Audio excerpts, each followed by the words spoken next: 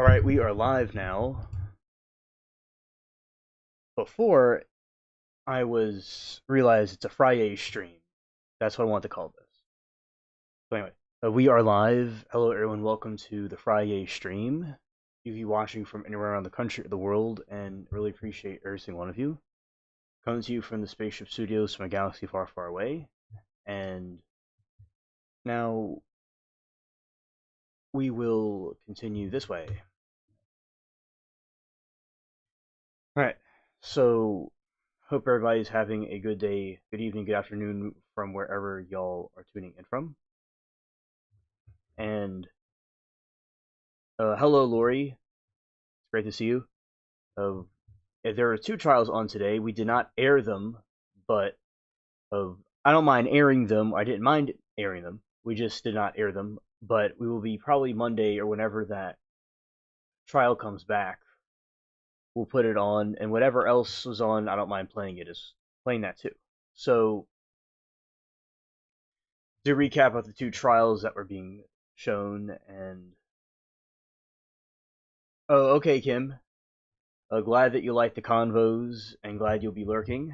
I like the image of the cat with the cats with myself in the yard, the in the alien garden stream you posted. I like it.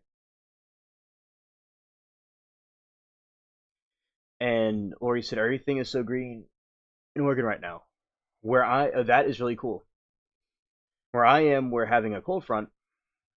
It seems it's kind of cold, but for this time of year, but it is what it is. So yeah, that is great that it's green. I'm glad that it's finally doing that because after so much time, it is important to see, those cool things like the it turning green. Because a lot of times in winter, everything turns away from green. So yeah. I might replay one of the scenes from the trial today because I didn't get to see it, and I think it's something interesting to play. It wasn't the kid trial. It was another trial about some dude that shot some girl in a robbery. Thanks, Lori. And Lori says cottonwood fluff floating in the breeze, which is picking up the dark clouds and gathering rain tonight. Nice, nice.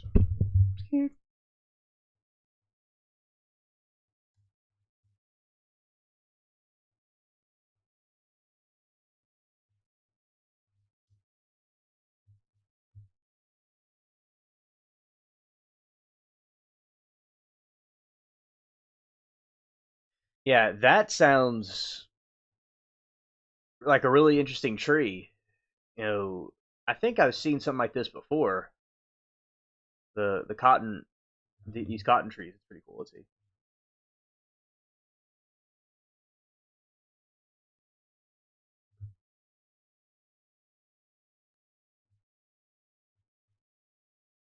All right, let's go this way.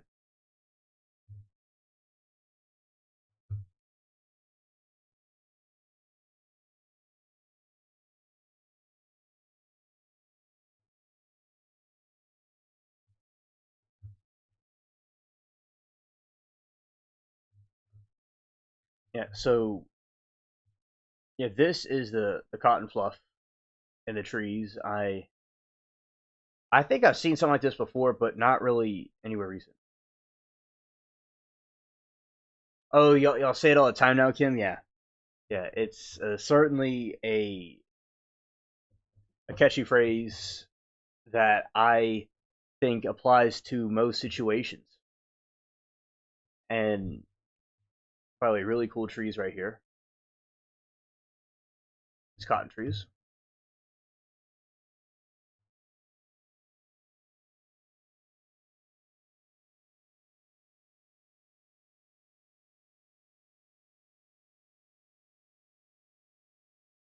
Scared.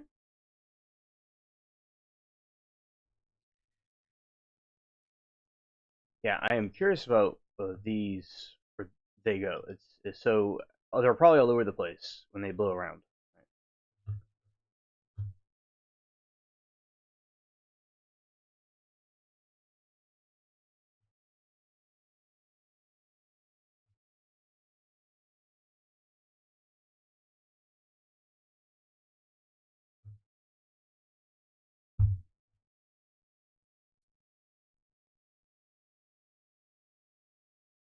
Or I said they love to grow along our rivers, spreading both by seed and vegetatively.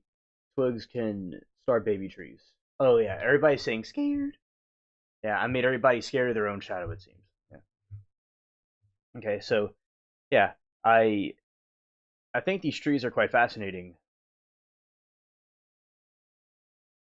I mean, I want to do a dive into what these things are.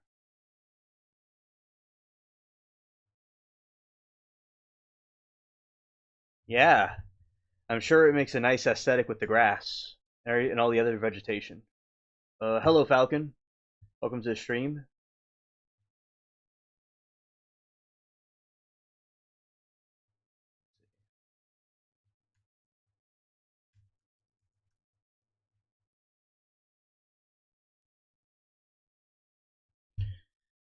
All right, the cottonwood tree, tropical silk tree. They produce fluffy cotton-like substance to help disperse their seeds. They belong to different families and serve different purposes.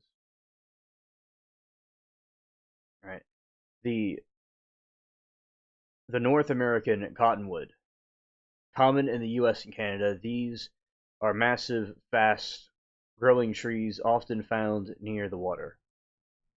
The cotton phenomenon. In late spring and early summer, the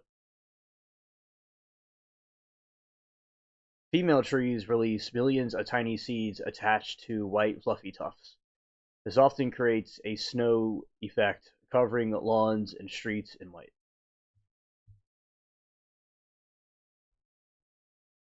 Identification. They have thick, deeply furrowed gray bark and triangular leaves, which flatten stems that shimmer or rustle in the slightest breeze.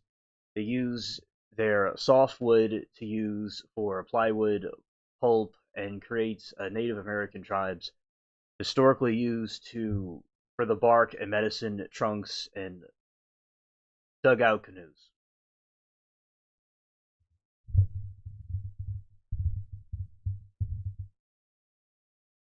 Yeah, definitely a beautiful mess.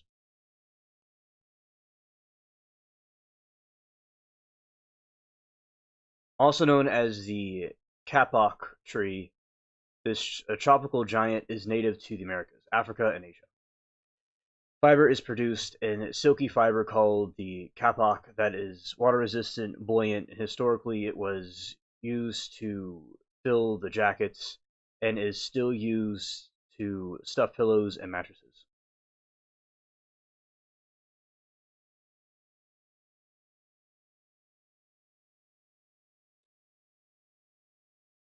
And the cultural significance. In many cultures, these trees considered the sacred, inhabited by spirits.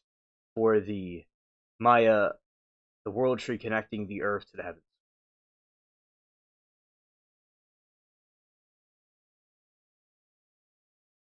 Oh, really, Lori? That is y'all just have all these fluffy trees and fluffy bushes. Unlike the common cotton plant, which grows as a short shrub, this tree variety of the actual cotton used for textiles. There's another type of tree, uh, and growth. It can grow woody materials near 10 to 15 feet, cotton for several years.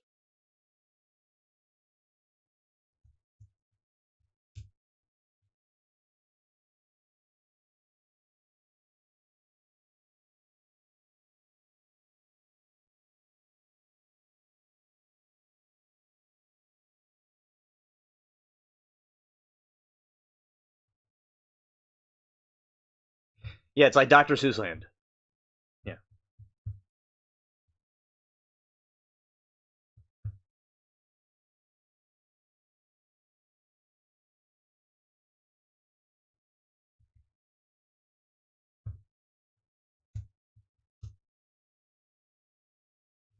Okay, that other plant I'll put in the screen that Kim mentioned.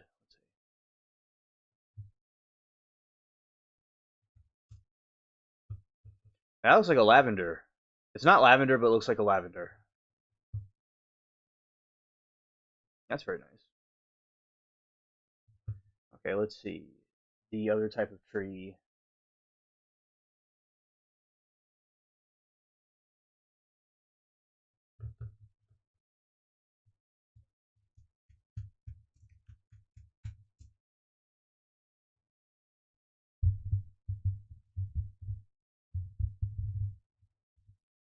Yeah, tumbleweeds are really cool. Also,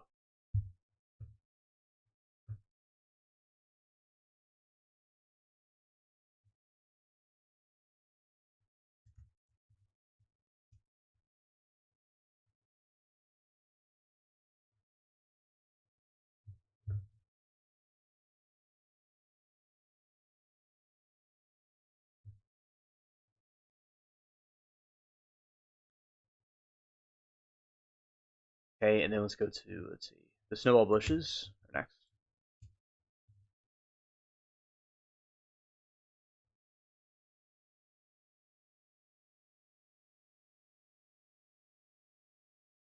Now, there's two variations of this.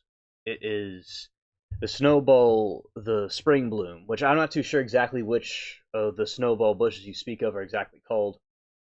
But we have these. So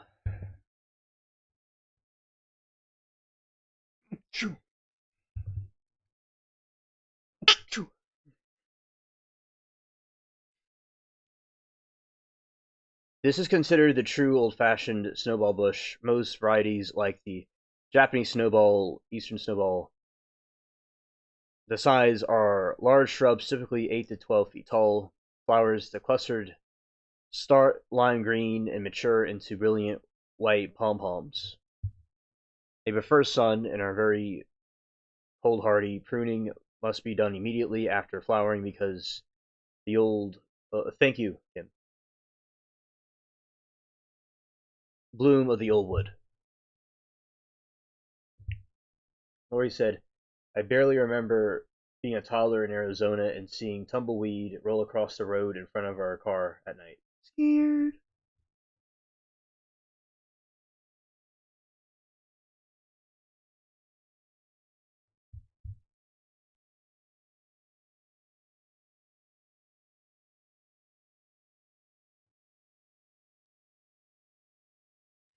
And then there's a snowball hydrangea, the most famous variety of the Annabelle hydrangea. The size, these are much smaller than vibro viburnum, usually staying above 3 to 5 feet tall.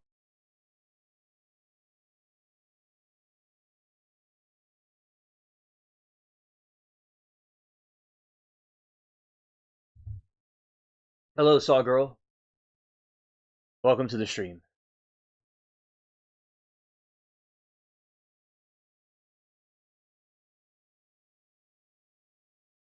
Oh, Kim, that's gonna be really fun for y'all to see the tumbleweeds. Texas is a nice place. And hey, hello, Saw Girl, bless you, and thank you, Saw Girl. And I have one at the old yard, beautiful, but sheds all over. Ah, okay, okay, yeah, because Lori's in Dr. Seuss land. I'm sure there's green eggs and ham.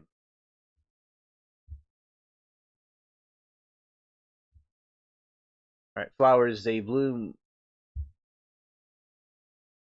later in the season, typically early summer, and the flowers stay care like the sun and viburnums. Hydrangeas usually your afternoon shade, constant, so it can thrive. And let's go this way to show this one.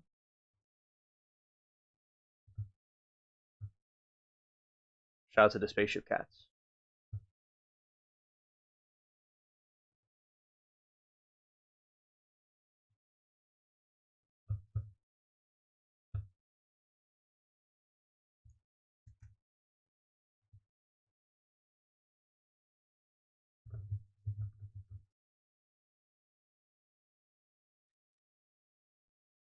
Okay, now I'll go to this purple tree.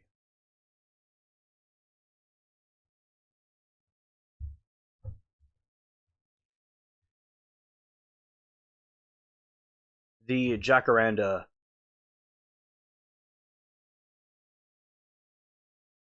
one of the most celebrated ornamental trees in the world, famous for its intense trumpet shape, purple blue flowers, and native to South Central America. It has become a staple for spring and early summer, warm climates like Southern California and South Africa and Australia.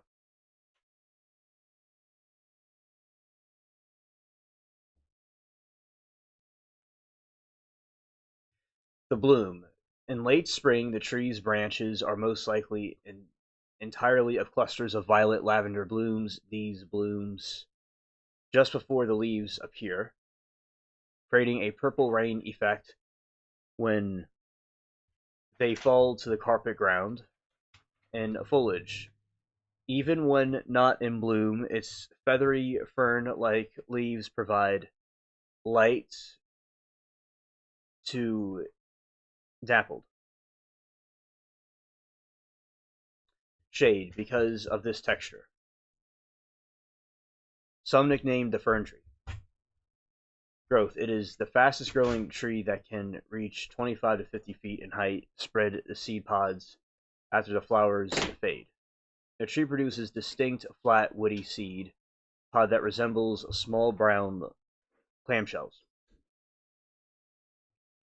Cultural significance. Let's see, the purple plant. So in Australia, it is blooming season coincidences with a final exam, leading to students to call the period purple panic. Academic luck.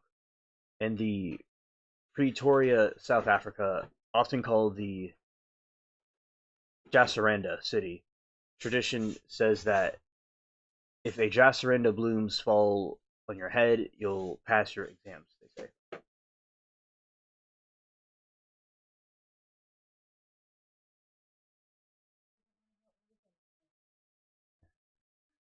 And let's see.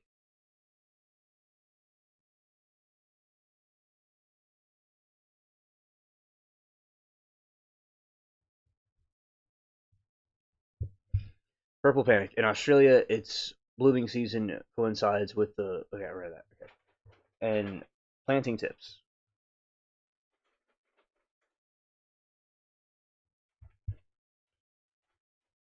Planting on, keep in mind that they thrive in USDA zone 9B to 11. They love full sun and well drained sandy soil. Avoid planting them right next to the pools and driveways, as the fallen flowers can create a slippery and sticky mess on hard surfaces.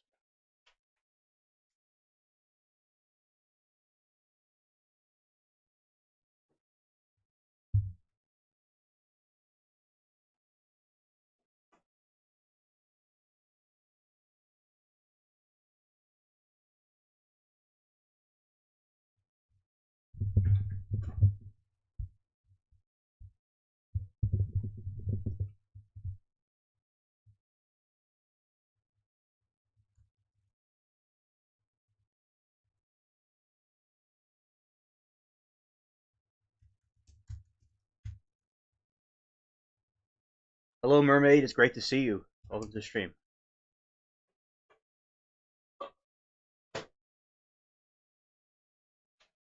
Oh, interesting, Saw Girl. Interesting.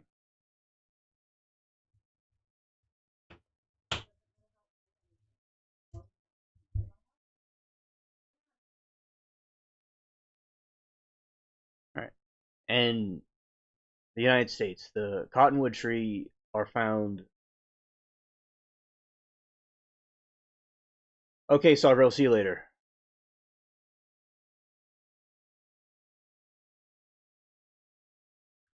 In the United States, cottonwood trees are found in nearly every state, but specific uh, variations depending on the region because they require significant amounts of water, up to 200 gallons a day. The range is almost always tied to rivers, lakes, and floodplains.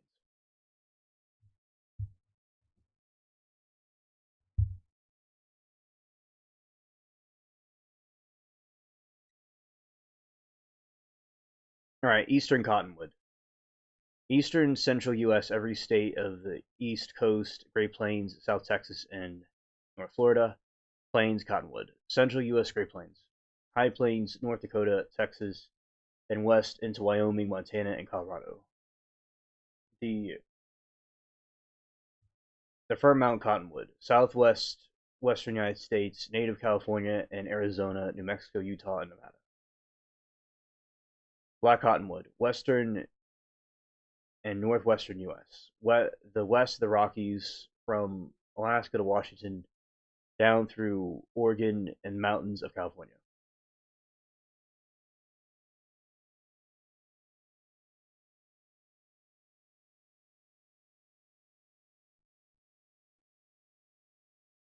Swamp cottonwood, eastern southern U.S. Wet bottomlands along the Atlantic coast, New York to Florida, Mississippi Valley. Yeah, so Mermaid, we're talking about these. There's these flowers right here. This flower tree right here.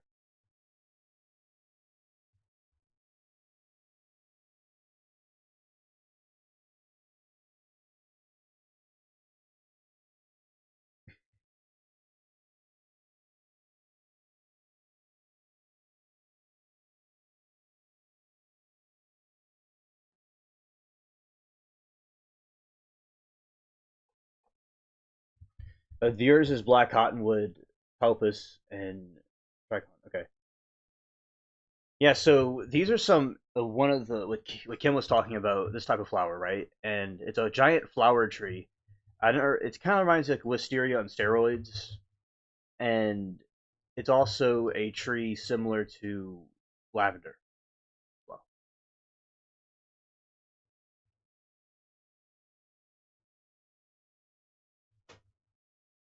you got that, and there's also this cotton tree.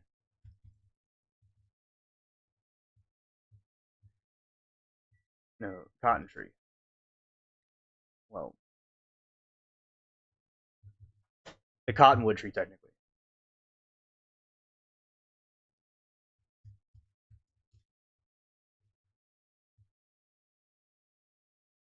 This is the cottonwood tree right here, and it just around spring it just blows a bunch of cotton seeds everywhere. But it's different than the cotton plant, like the smaller plant. This is cotton that blows around, and it's like a winter wonderland, but in spring. So that's what we're talking about now.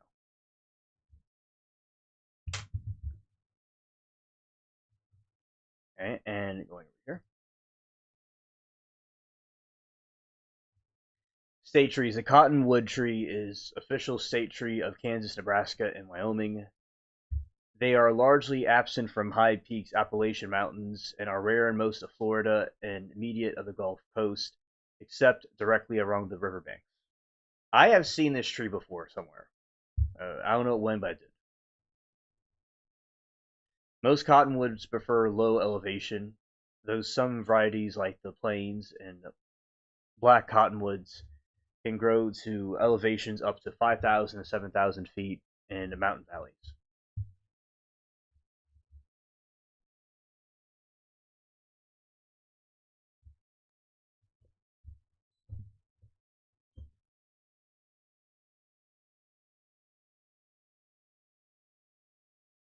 They could go from negative 50 Fahrenheit to uh, north to 115 Fahrenheit south, provided their roots have access to groundwater.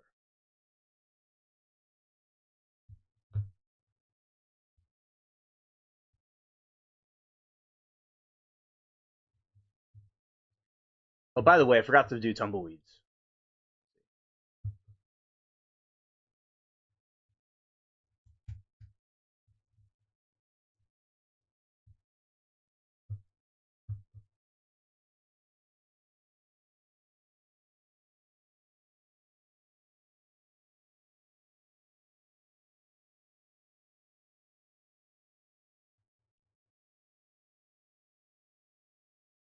That is the old Weost. Weost. Oh, we're gonna look at that one next, Kim.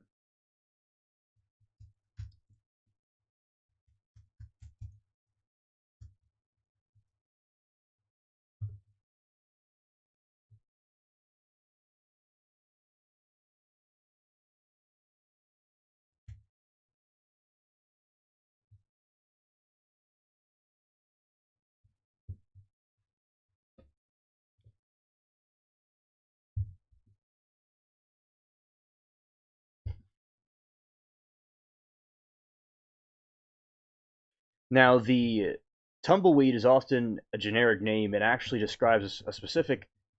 Uh, okay, there's something else here. A specific strategy used in several unrelated plants.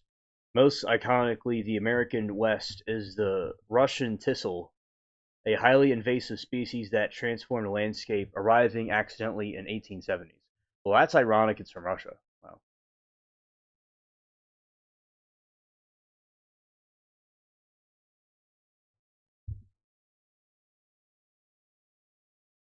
Oh, you used to see a lot of tumbleweeds. Yeah.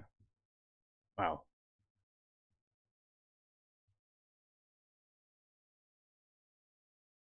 Tumbleweeds are annual plants that use the wind to disperse their seeds over vast distances.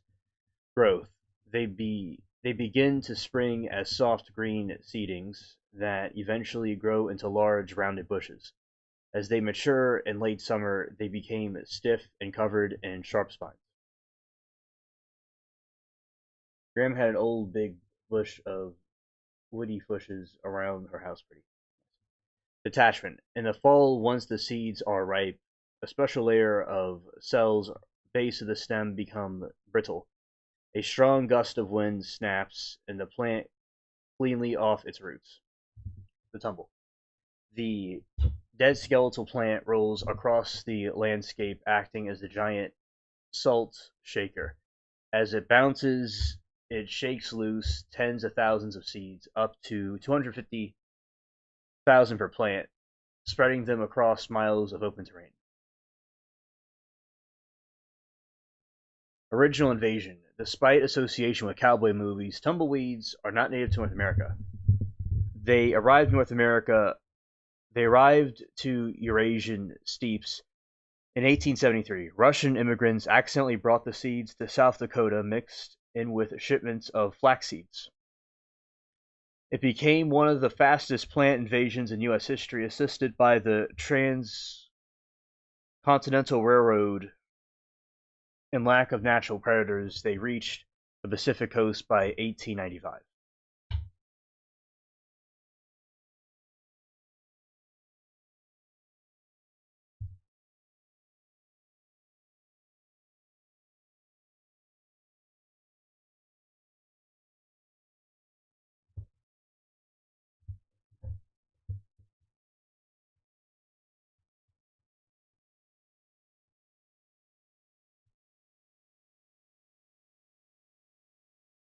Give shade and nesting critters, yes. Environmental and economic impacts. Fire hazard. Their dry, airy structure is highly flammable, and they can roll across fire lines, spreading wildfires or piling up against buildings and trapping people inside during emergencies. Agriculture. They compete fiercely with crops of water. A single plant can absorb over 40 pounds of water from a field. They host. They also host insect pests that carry. Hello, Moki. Uh, welcome to the stream. Great to see you. Hope you're doing well. All right. Agriculture. They compete fiercely with crops for water.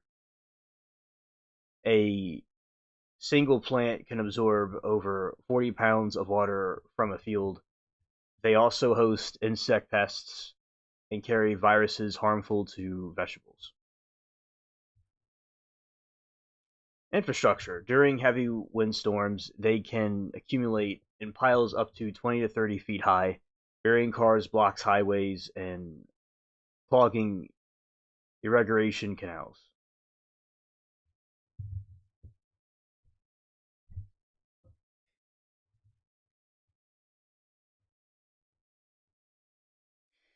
Yeah, scared. By the way, around Area 51, there was a couple of earthquakes in that region by Area 51, which there's speculation. I'll talk about this also in the stream tonight. There's speculation about what on earth is actually going on over there because it's known to now. Area 51 usually is where government or government tests are done. It's a some sort of government base. Now, at the same time, there is other things that are allegedly there, like aliens or alien technology, those are factors that could be there hypothetically.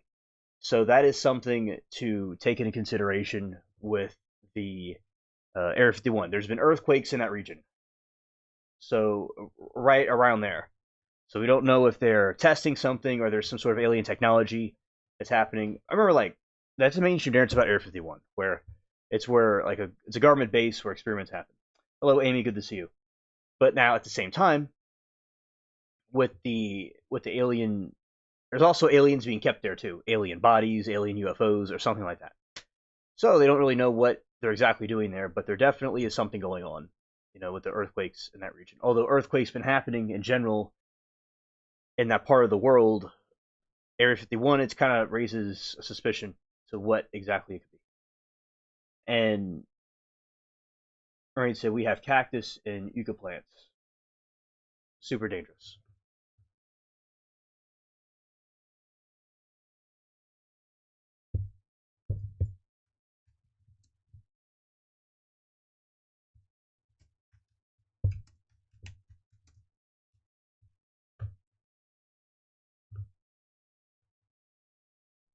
All right, that'll be next. The cactus and yucca plants, very very tropical, very very nice. Those are just so fascinating to me. They look like they have spiky hair.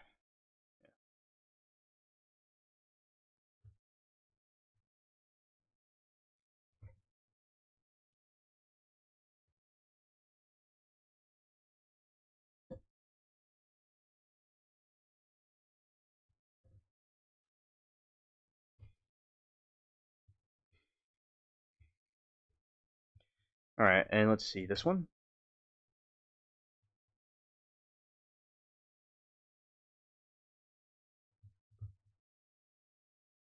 All right, what we're talking about now is this plant. Never saw this before. This voodoo fuchsia. Oh, that's a loud plant right there. That's loud.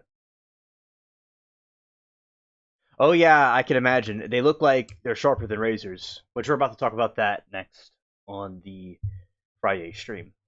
Okay.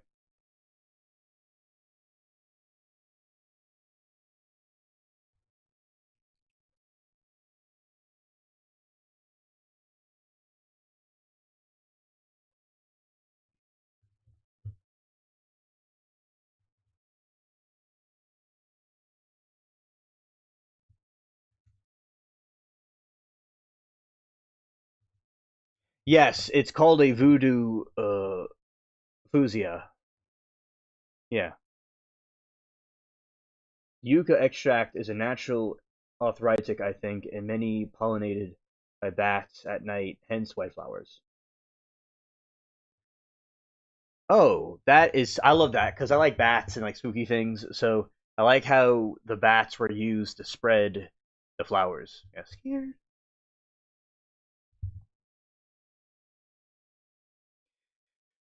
It's a highly dramatic hybrid celebrated for its exceptionally large, giant double flowers that can reach up to 2 inches in diameter. These exotic pendulous blooms feature vibrant red sepals and cure upward to reveal ruffled, velvety purple violet in her petals. Fuchsia. Okay.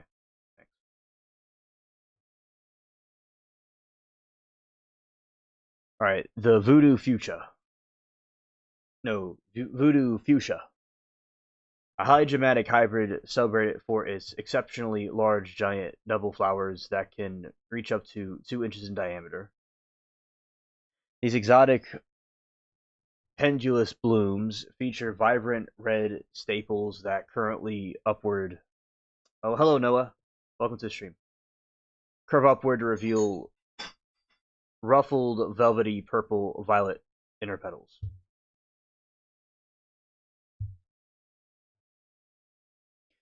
Flowers. The massive blooms appear from late spring through fall and are a major draw for pollinators like hummingbirds and butterflies. And habitat, unlike many trailing varieties.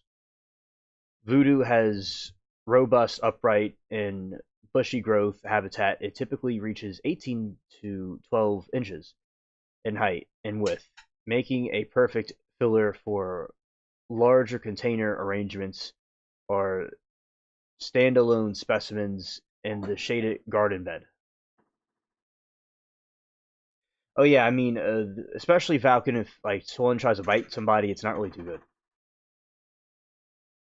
Yeah, they are scary. The thing with bats is that like, they could go and bite you, and it's a problem because of rabies. It's like it's cool and all, but when you have like a some kind of a thing try to do that, it might not be too good. Right? Flying foxes are cute. Yeah. And flavor profile. Surprisingly, both the flowers and the berries produced are edible. The flowers have a flavor similar. The only bat that Amy likes is Batman. Right.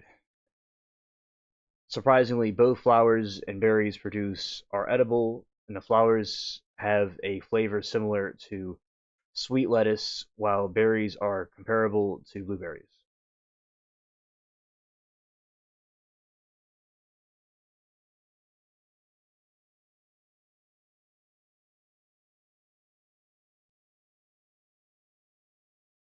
In the summer, when I walk at night, I hear the bats doing echolocation,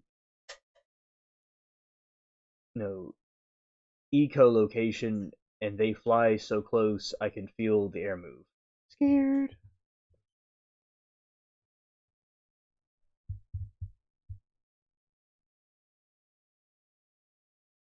Oh, they eat mosquitoes and they're tiny. That's good.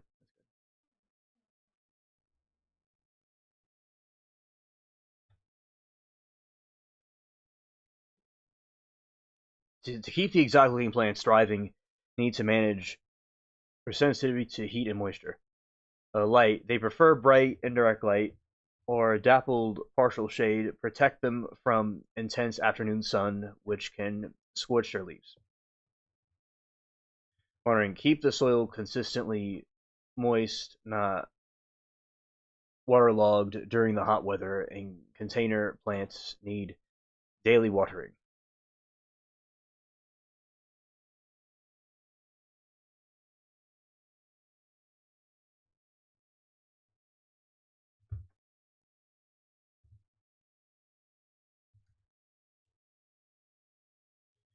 Right. And now there's cactus and yucca plants.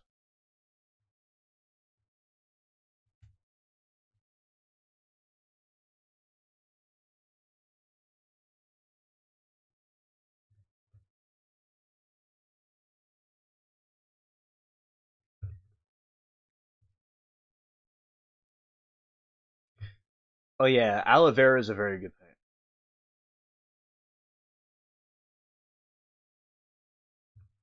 There's also the tequila plant that's kind of similar. It's kind of like a spiky plant. It looks kind of pineapple.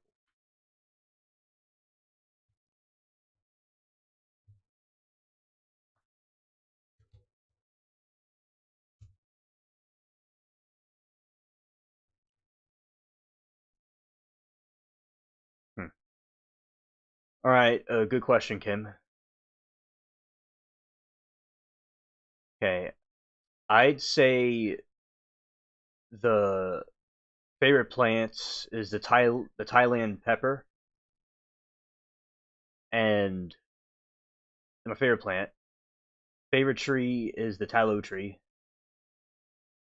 or first two, and then my second favorite tree is magnolia. Second favorite plant is corn. Yeah.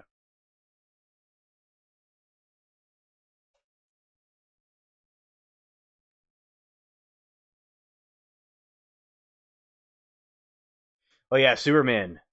Yeah, I remember I used to dress as super. I would have a Superman costume and I dress up as Superman and Batman too. The superhero costumes are fun to put on. Oh, Wolverine's. I like Wolverine. Yeah, definitely that character arc is also a good one too. Now, cactuses is going to be the obvious one. The first one is, and let's see this right here.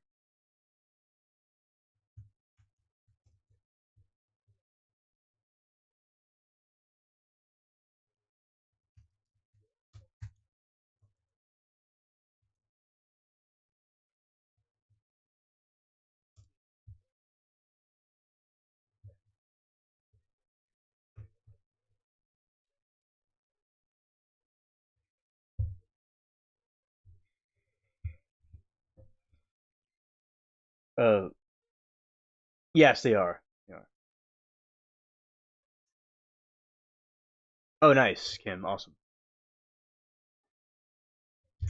Now, the cacti are a diverse family, nearly 1,750 species, native to almost exclusively to the Americas.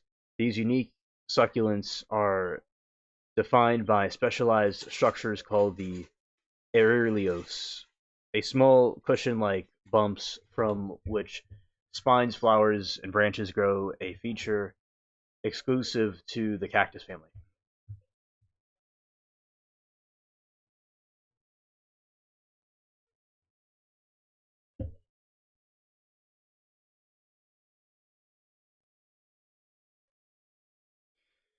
Cacti have evolved extremely strategies, thrive in arid environments where water is scarce.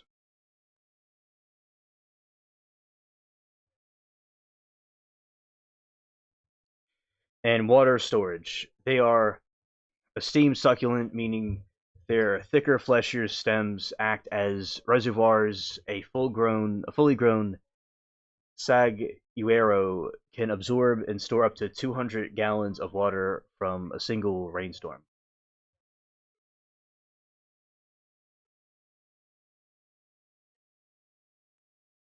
Oh, you need your super green lush organ.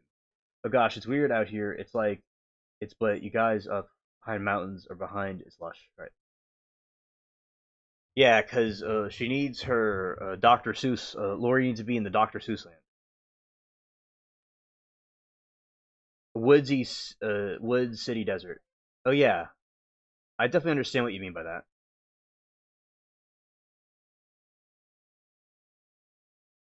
Because the woods, city type desert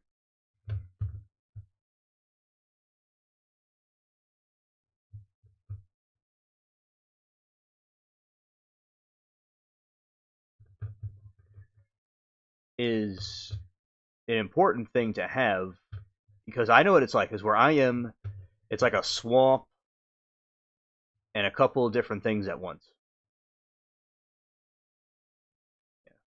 A cactus are evil.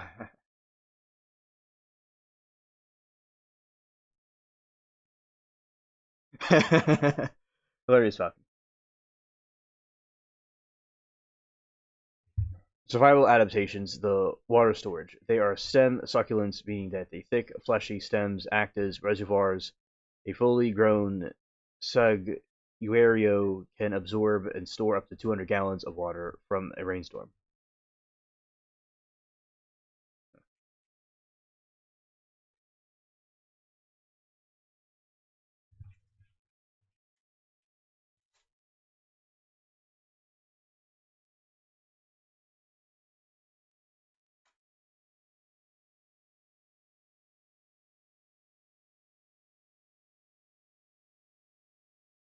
All right, I'm back now. Okay. So, modified leaves. Most cacti have lost true leaves to reduce water loss. Their spines provide shade break to hot winds and deter thirsty animals. The nighttime breathing. Usually using cam photosynthesis, cacti only open their pores at night.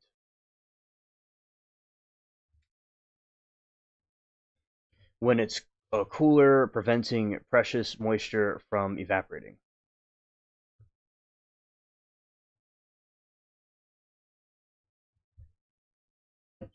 Shadow roots. Their roots spread out wildly just below the surface to catch even the slightest rainfall before it evaporates.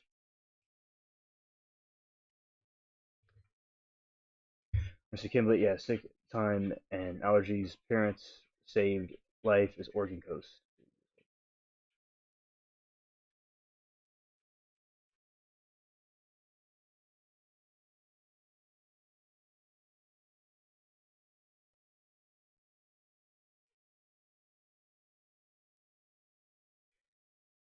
Okay, there's desert cacti, the golden barrel picky, pear bunny ears. A classic spiny look requires full direct sun and minimal water.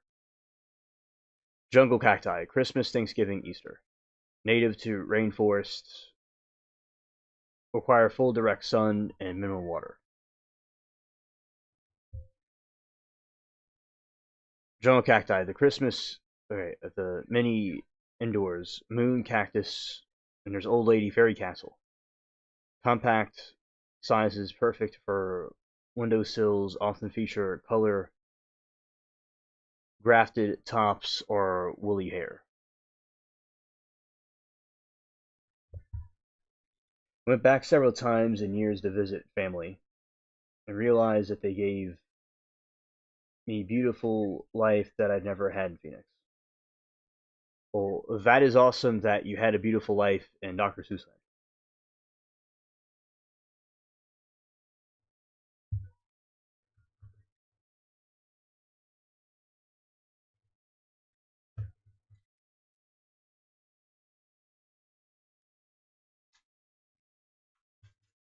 Okay, now we're gonna do this one.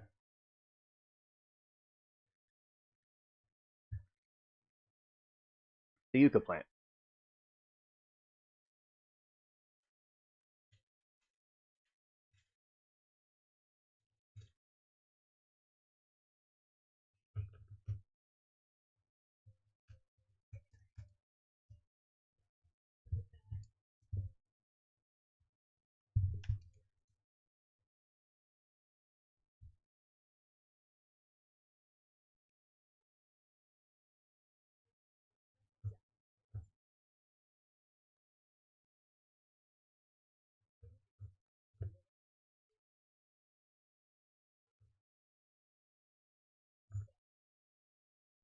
All right. In Arizona, I hear it's hell, and Vegas can't do it hot, and then it gets 100, but can take 120. That's unreal. It gets 110 out there and cry and she cries and like cold immediately. Oh yeah, yeah. And after 85 Fahrenheit, I melt just puddle of the floor. See where I am, it's very humid where I am, so it's like it feels like being like in a all the like humidity and sweat just isolates you and makes you like putting a big blanket. It makes it even worse. So there's no way to perspire.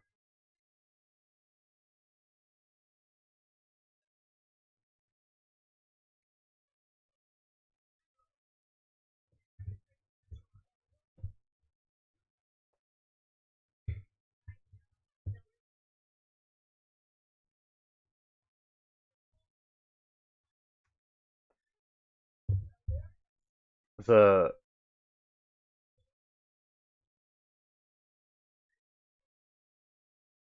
the yucca is a genus of over 40 species of perennial shrubs and trees. While while they look like they belong to desert with cacti, they are actually members of the asparagus family. They are famous for their tough sword-shaped leaves and large clusters of white bell-shaped flowers.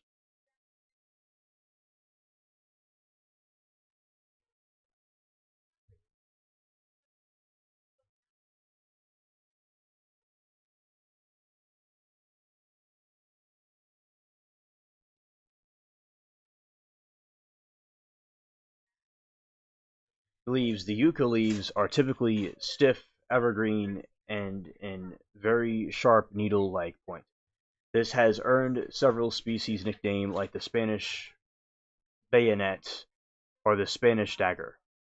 The flowers They bloom on tall stalks that rise from the center of the plain. These creamy white flowers are often fragrant at night to attract their specific pollinators.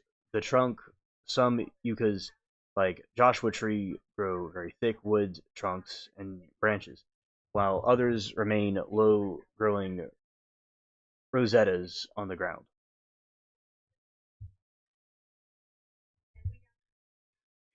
The unique partnership, the yucca moth.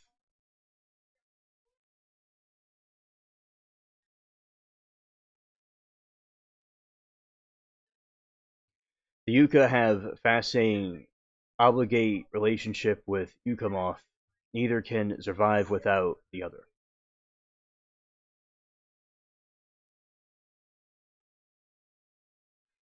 The moth is only insect that can pollinate the yucca.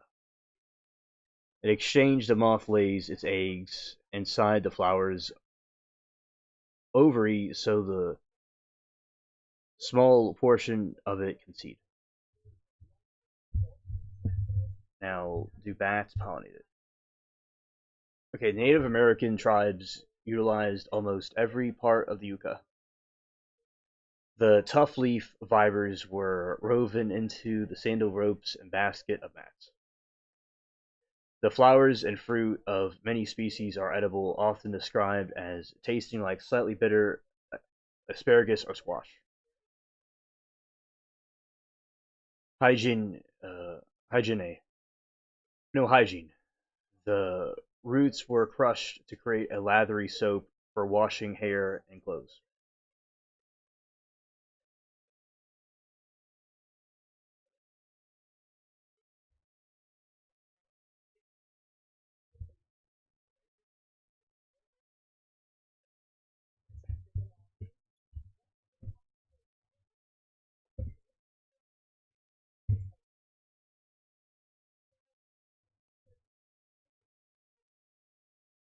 Okay, let's see about bats.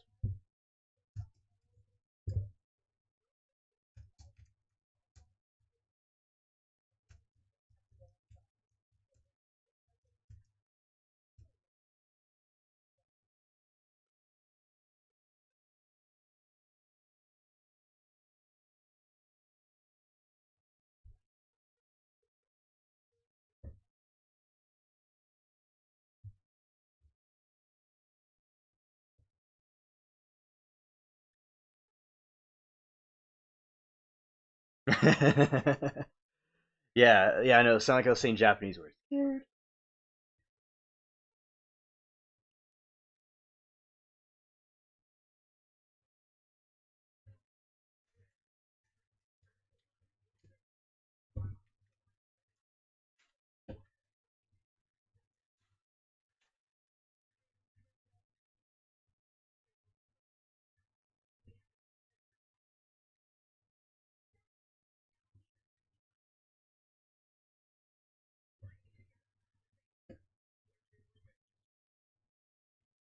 All right, Yuka's the strict partner. Answer depends on which part you're referring to. So the let's see. Yuka's the strict moth partnership. No, bats do not typically pollinate yuccas. In fact, yuccas have one of the most exclusive relationships in nature. They almost entirely dependent on yucca moth.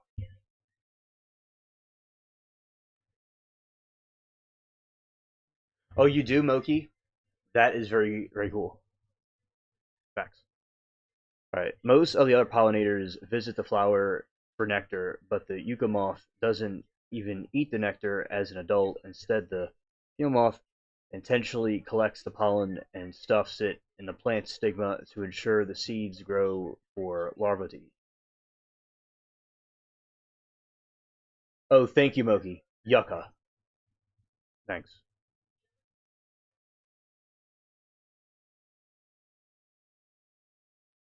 Exception: while bats may visit the night blooming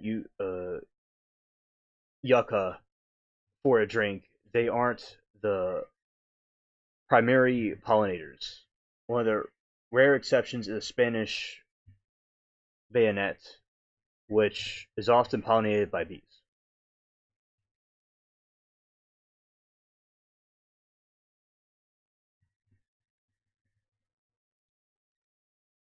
I forgot they're called yuccas, yucca, which is such a silly name. Yeah, yeah. And okay, key species in Southwest U.S. Bats are primarily pollinators for the saguaro and Oregon pipe cactus. I don't really like the name that much when their shoots come out. They look like yes, they do, Moki. Yeah, scared. It completely erects up, and it's like it does definitely look like that. And where he says the youngest son would say the Pukin mosquitoes the only time he'd swear. Scared. Hilarious chat. Attraction. The cacti produce large white night blooming flowers, small like fermented fruit, preferably designed to attract nectar feeding bats like the lesser long-nosed bat.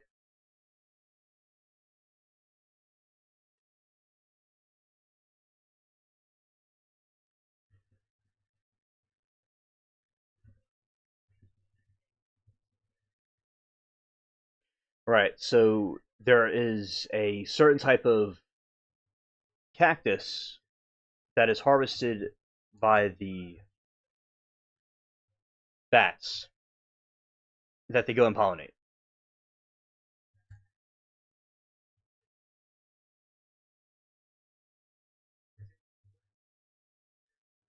Shout out to the spaceship cats.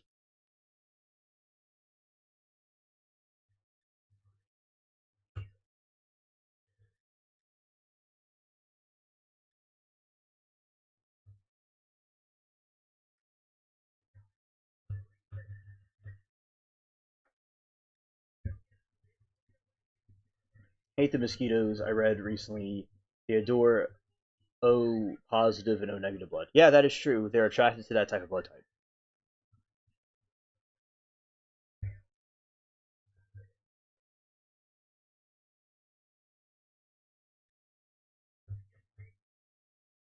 Yeah, the mosquitoes certainly are cringe. Well, that's not what I meant here.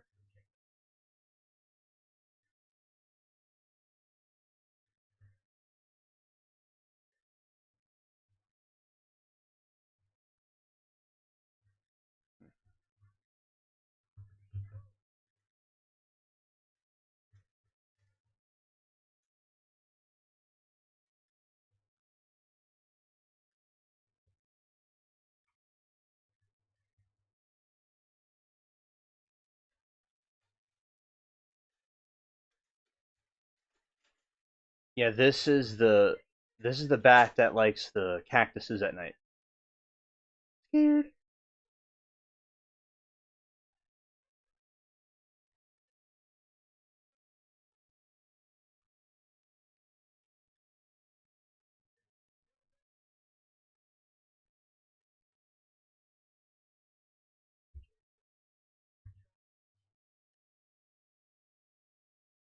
Definitely a strange world. We've fly invasive in the area and going to the houseplants. Yes.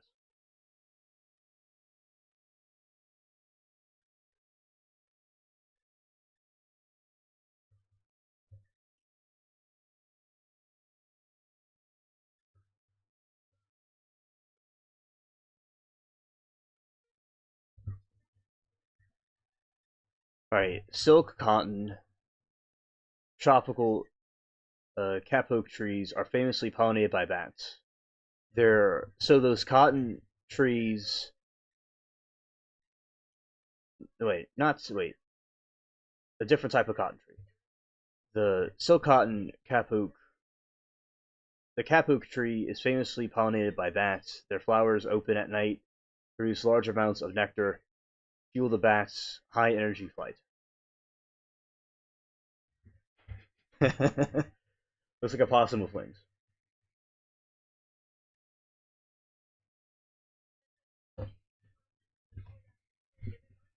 All right, the U.S.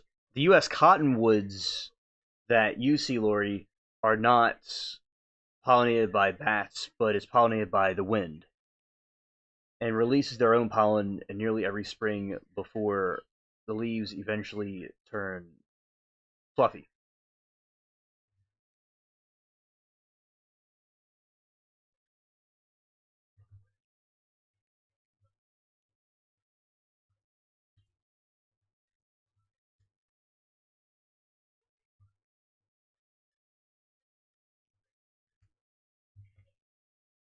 This is a tree that's similar to cotton that the bats like to go by.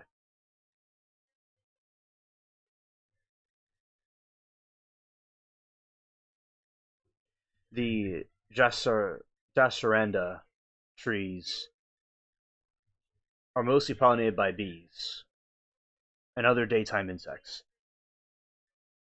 The voodoo plants are pollinated by hummingbirds. Now let's see about the bat pollinated plants that grow in a moon garden. Well, they say that the yuccas are not pollinated by bats. I'll check again, but I think it said it wasn't. It was the cactuses.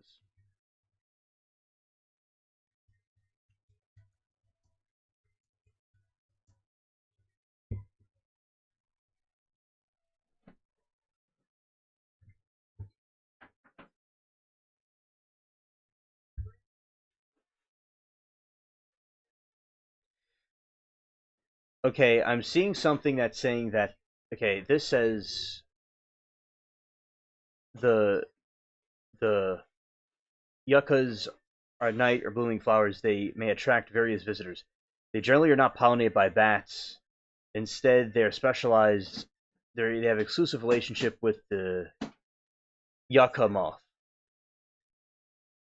Okay. So maybe it's certain species of them, but generally it's more moths. But there's a type of cactus with a white flower that the bats pollinate at night. Yeah. They lack nectar in them, but there are species of them that are pollinated by bats, but not usually. Is to be more specific.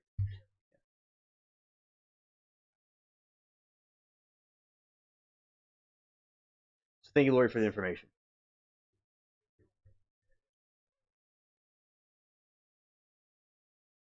Okay, understood. The night blooming flowers, the nectar bats. Timu memory. Yeah. Scared. I'm the manager of Timu, so I have the a CEO of Timu actually. So I have definitely understand. Yeah. Moths are very nice too. Yeah, I agree. The We have stink bugs here, and they're so weird, like dark beetles, but they're butts in the air and spraying this like skunks. Oh yeah, we had those here too, mermaid. Oh yeah, it's all good. I remember when I was in about a grade school. I was in high school, right? And I was in the biology class with my fellow aliens, and we're watching on TV these bats at night going around these either cactuses or yucca plants, and they were doing their harvesting of the or pollination of the flowers. I remember that. And sometimes the deer are like walking around. There's like a monkeys in a tree, and they'll warn the animals on the ground if there's like a predator coming. So animals have alliances.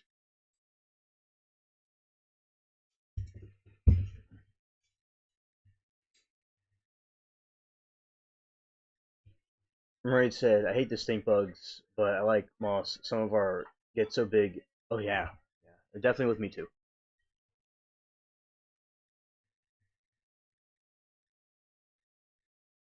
Night blooming flowers, nectar bats. Okay. Warm climates like southwestern U.S. are directed food sources for nectar feeding bats. The I gave, like the century plant, these send up massive flower stalks at night, night blooming cereus, a cactus known as the queen of the night. Its large, waxy white flowers open up for only one night a year. Oh, evening primrose. These flowers open at dusk and have a strong sweet scent. Oh, so those primroses I have in the yard, that those flowers at night that y'all see, are pollinated by bats. Scared. Oh, I know. They get gigantic.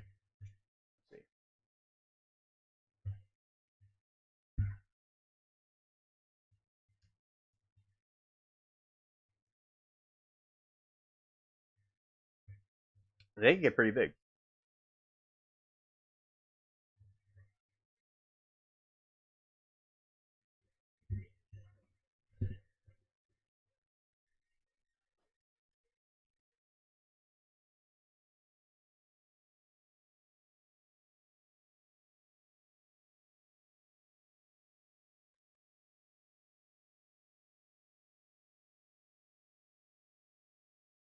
Oh, okay, Kim. Thank you for talking to us. It was nice having you in chat. Uh, so shout out to you for chatting with us and have fun learning.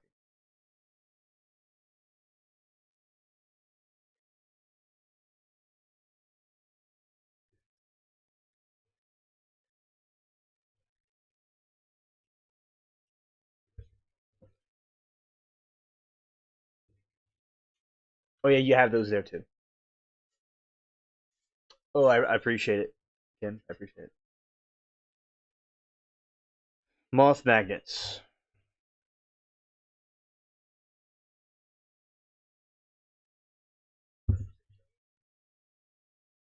I just realized that the yard has like a perfect setting, a vampire setting to it because there's the those rats, and then there's the mysterious bloomed flowers at night that bats pollinate. So scared.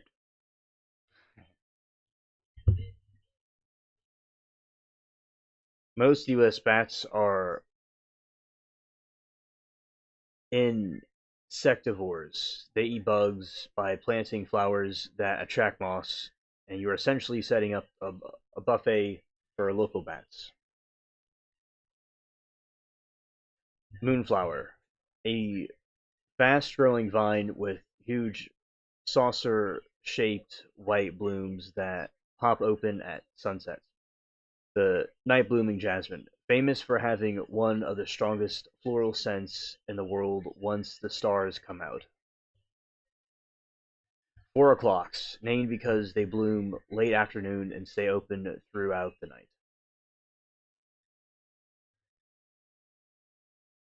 Flowering tobacco, very fragrant and common in pale shades and glow under the moonlight.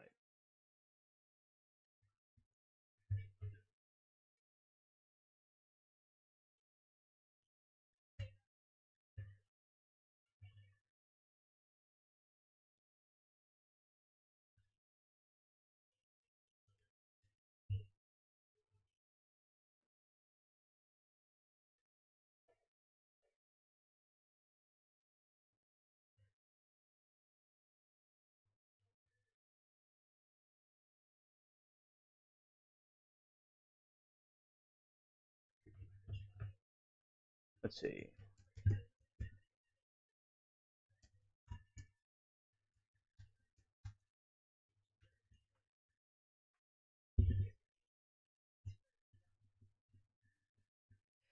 Bats are definitely not blind, and most species can see color, though their vision is often less saturated and blurrier than ours. While their eyes are primarily built with rods to detect shapes in low light, they are also possess a cones that allow them to distinguish specific parts of the color spectrum.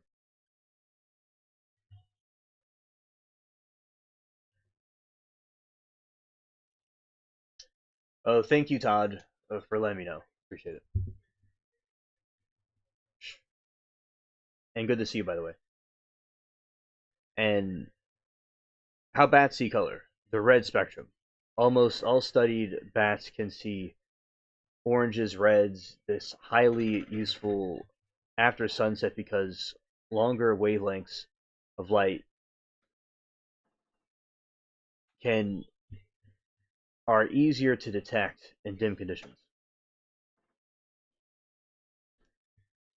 Ultraviolet UV vision. Many bats have superpower humans lack. They can see ultraviolet light, and this helps nectar feeding bats to find UV reflecting flowers and helps some insect eaters to track prey.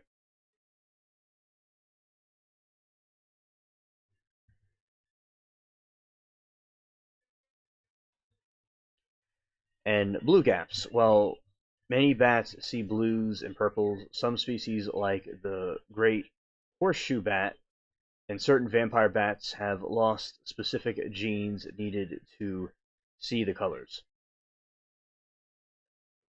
The green gap. Most bats cannot see green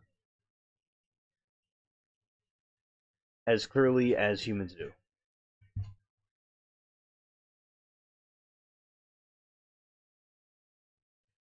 Why vision varies by diet. Fruit and nectar. These bats generally have best color vision. They rely on sight to find brightly colored UV reflective flowers, ripe flowers, and dark rainforests. Insect eating bats. These bats typically rely more on echolation for hunting small bugs. Because of this sensory trade off, many have lost some of the color vision capabilities, particularly in the UV range.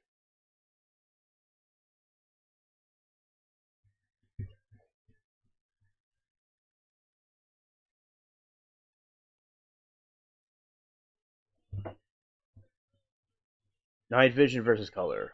While bats can see color during the day or twilight, their night vision is their strongest asset, and they had roughly double density or light sensitive rod cells compared to humans, allowing them to navigate, hunt, and what we would consider the darkness. Echolocation. Okay, thanks. I gotta look what that means because I don't know what that means.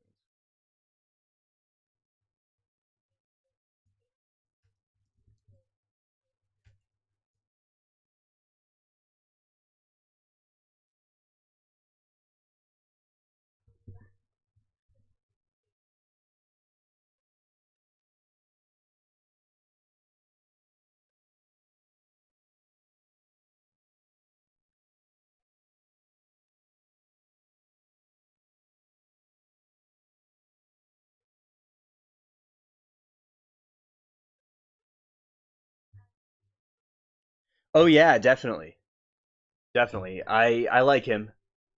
I read stuff from him.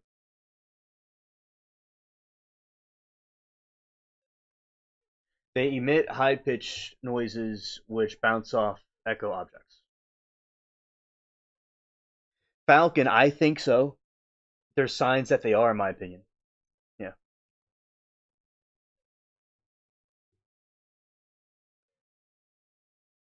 Echolocation's a biological sonar used by bats, dolphins. Oh, so Gerald the dolphin uses it. Bats and dolphins, and some birds to see with sound. It allows bats to navigate and hunt till darkness by creating a high resolution sound map of their surroundings.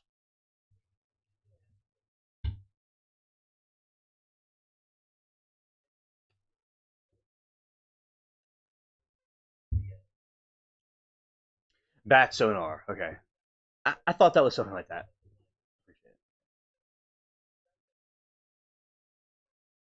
How it works, the shout. The bat emits a high frequency sound pulse usually through its mouth or nose.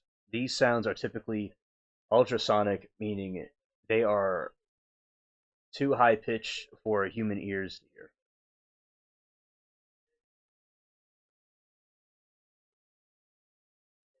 The sound waves travel through air until they hit an object like a moth or a tree branch.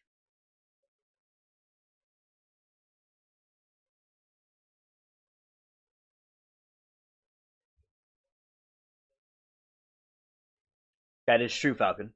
They did. They documented a lot of their knowledge.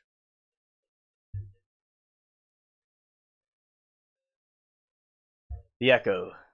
The sound waves bounce off the object and return to the bat's incredibly sensitive ears. The brain map. The bat's brain process are returning echoes instantly by measuring how long it took for their sound to return and how the sound changed. The bat determines the object's distance, size, shape, and texture. Thank you, Amy. Appreciate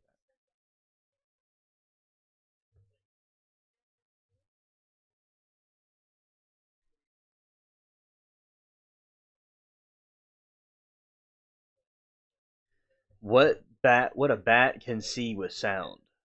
Bats are so precise with their echolocation. They can detect objects as thin as human hair. Speed direction. By using the Doppler effect, same reason a siren changes pitch as passes you. A bat can tell if an insect is flying toward it or away from it.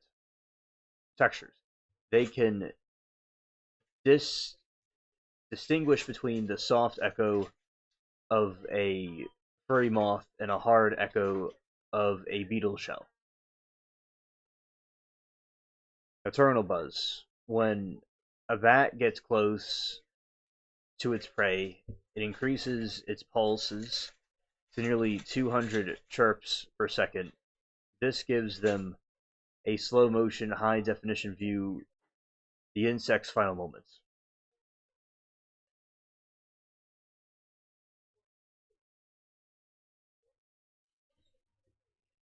Types of echolocation. The laryngeal echolocation. Used by most bats, the sound is produced in the voice box, larynx, tongue. Clicking used by some fruits bats that live in caves. They make clicking sounds with their tongues rather than their throats.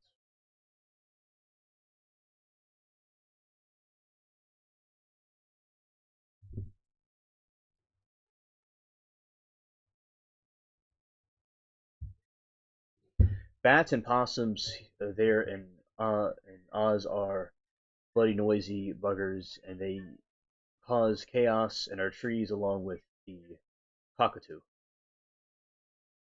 Well, it looks like they are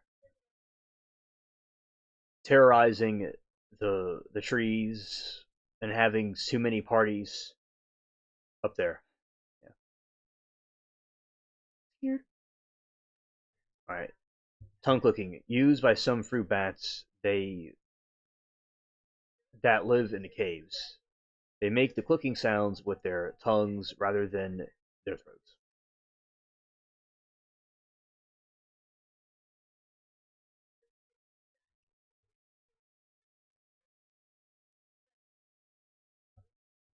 Nature's arms race. Because bats are so good at hunting with sound, some insects have evolved defenses. Jamming. Some tiger moths emit their own ultrasonic clicks, jam the bat's sonar, making it miss the target.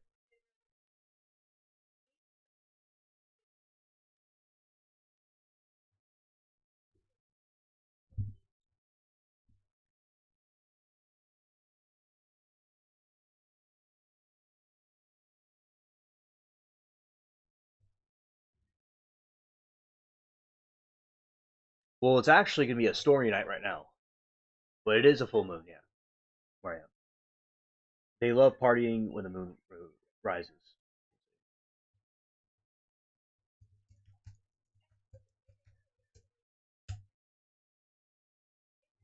Yep, full moon.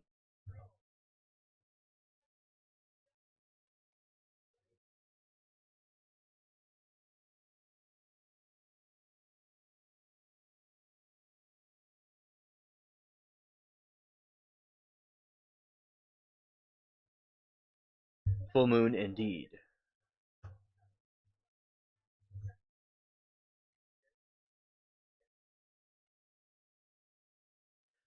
Amy, the reason why that they have that, well, the mainstream narrative is that cats and reptiles have the same.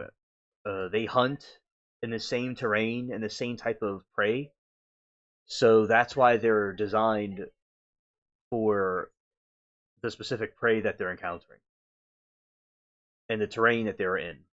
Also, maybe they're connected distantly. They're related distantly, maybe. Also.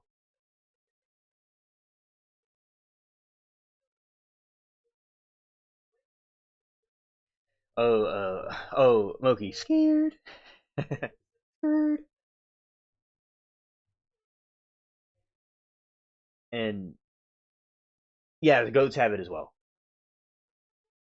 Oh, and let's give you like a summary about it, Amy. Also, um, that is true, Amy, because lions and leopards are in different uh, had different prey. They have like gazelles and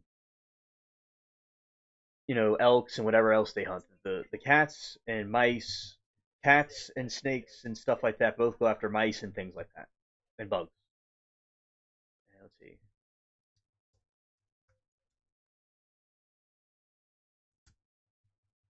But they also may be related to them too.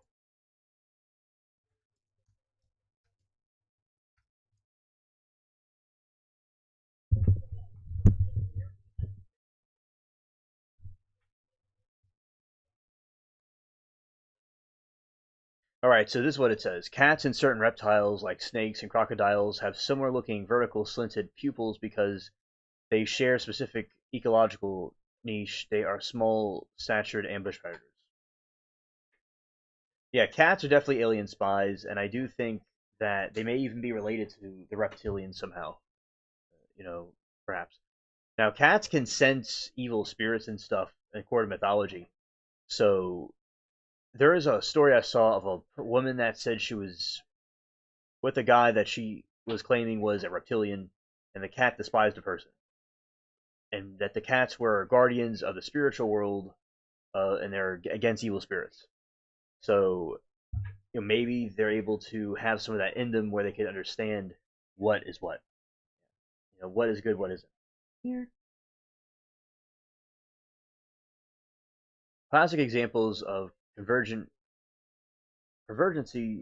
in evolution where related species develop similar traits. Unrelated species develop similar traits because they're face the same environmental challenges.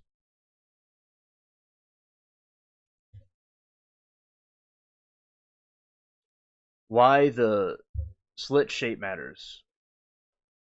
Researchers found that for predators low to the ground, this specific pupil shape provides two critical advantages. Precise, steep precipitation. Vertical slits allow these. Oh, hello, Duke. Shouts to the chickens. Precise depth precision. Vertical slits.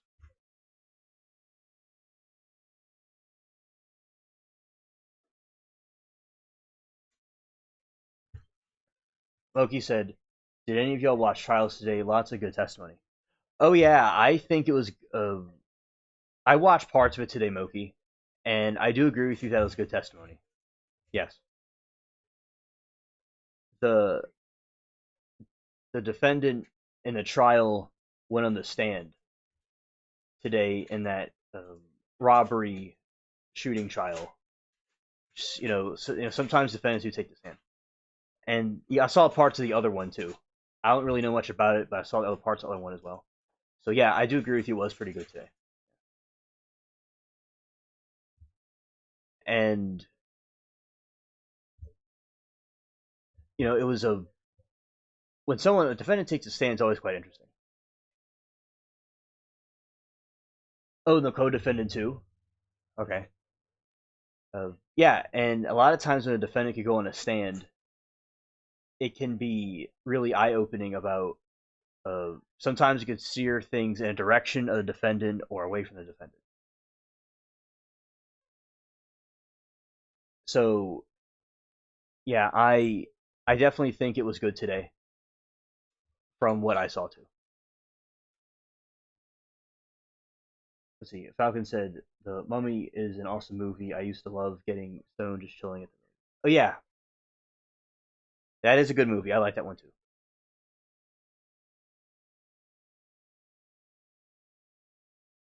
Oh yes, Amy. Dogs too as well. Yes.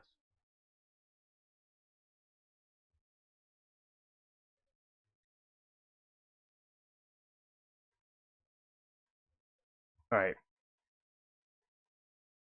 So that is the reason why bats are like that. Okay.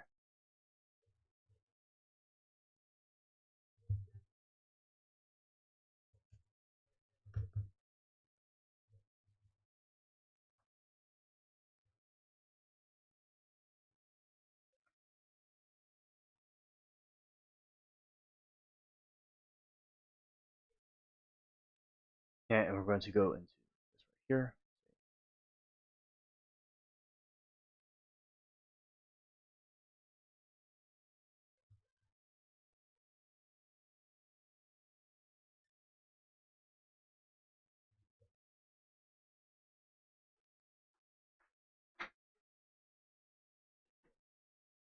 Hmm.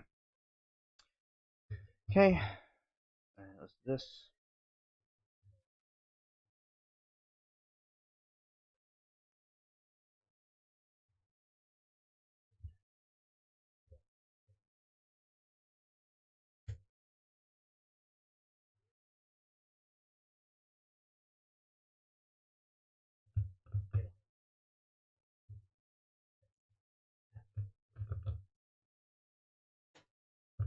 Okay, going this way. Thank you, Monkey.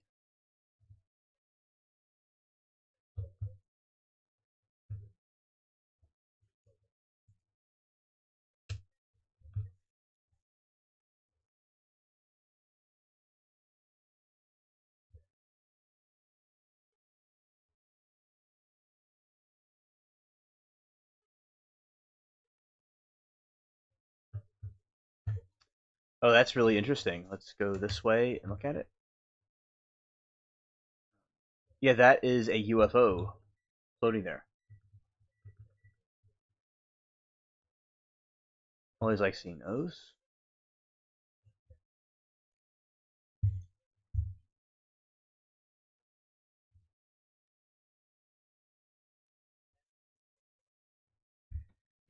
Okay.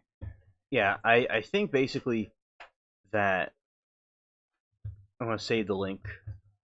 By the way, here.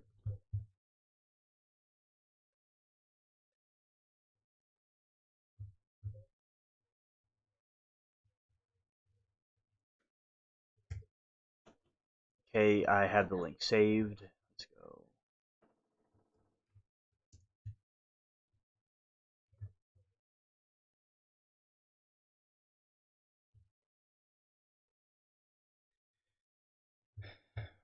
Moki, I also think it's real as well. But of course, we wouldn't maybe never really know what is and what isn't because of the things that be faked these days. But yeah, I definitely believe with the a theory that there are real pictures.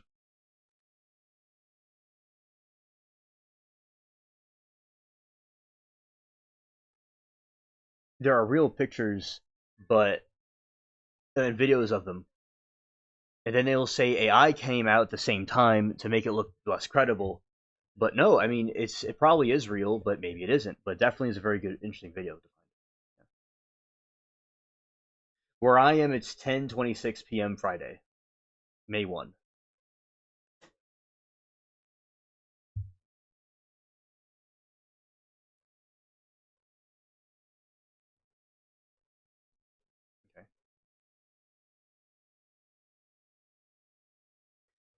So yeah, I think both cases, Moki, that are on the. I know I've been covering uh, the Tanner trial, but the two other ones look pretty good too. I think it's an interesting. Although I think the defendant in the other trial, the shooting trial, is guilty. Now, if you have a different opinion about it, I'd like to hear your take on that.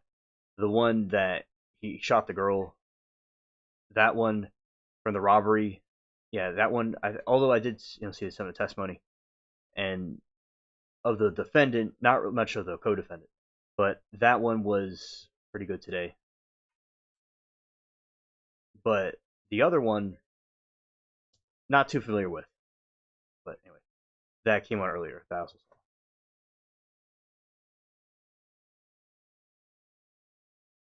Moki says, I hope that we are both available and refreshed for our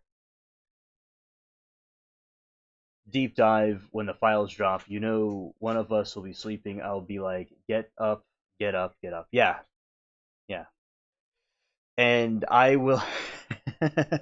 Oh, Moki, we'll do a deep dive on that, and we're gonna have a good time looking at them. Scared. It'll be really cool to see those. And tomorrow, at some point, I will do a replay of the defendant on the stand in that trial at some point. I think it'd be interesting to replay to get the entire context of it. Exactly, Moki, because they want we're going to show real images of weird creatures, and they're going to say, "Oh, it was just AI." Yeah, AI is creating some stuff, but some stuff was actually real. But with AI out, you don't know which one's AI and which one isn't from AI. Oh, absolutely, Moki, and maybe he like to join in as well. Uh, Definitely would be a cool hangout to do that with. Absolutely, we'll see. We'll see if he join us. Yeah. And also, the many people are still telling me about sightings that they're seeing in different places, and I've been debating people about aliens. It's been pretty interesting. At least recently.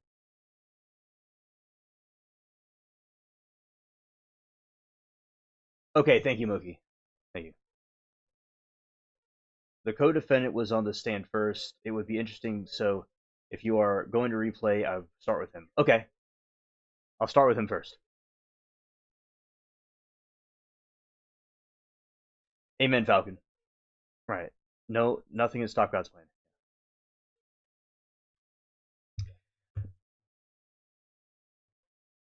Because it seems like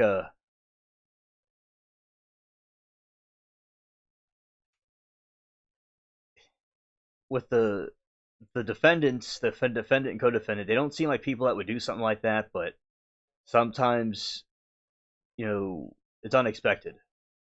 Like some of these defendants look really crazy looking, but so these people just look more normal. Like anybody could do anything. So looks are deceiving, as they say.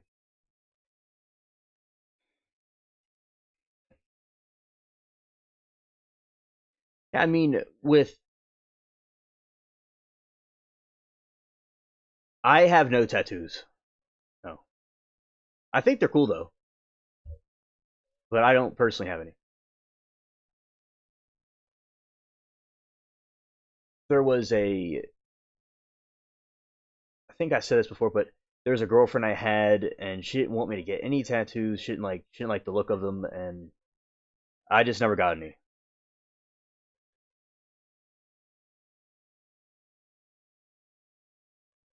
Oh, that sounds like a good idea, Moki. Definitely. I think that would be a cool idea for you. Because definitely, it is art, and a tribute to somebody or something would be, I think, cool for you to do if you're interested in that. And some people will have loved ones, or they some people put a cross on themselves or some religious symbol. Yeah, tattoos can be a way for people to express themselves. You know, like Johnny Depp has many of them. I like his tattoos about the. He even has the sparrow, the Jack Sparrow tattoo on that he put on himself. So yeah, the pirate tattoos are cool. The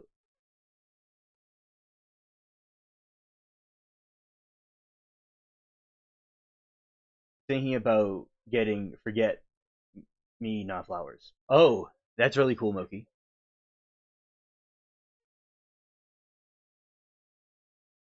And he says best friend is a tattooist, so he covered him up with them when he started out. Oh yeah, Falcon, that's cool. Cool. And it sounds like a good idea, Moki. And even the last Tsar of Russia had a tattoo in a part of his arm, which was a Japanese dragon. So yeah, some people have tattoos in places you wouldn't even expect. Yeah, arg. Yes, arg. Amy. Yeah, yeah. Falcon's the canvas, the practice canvas.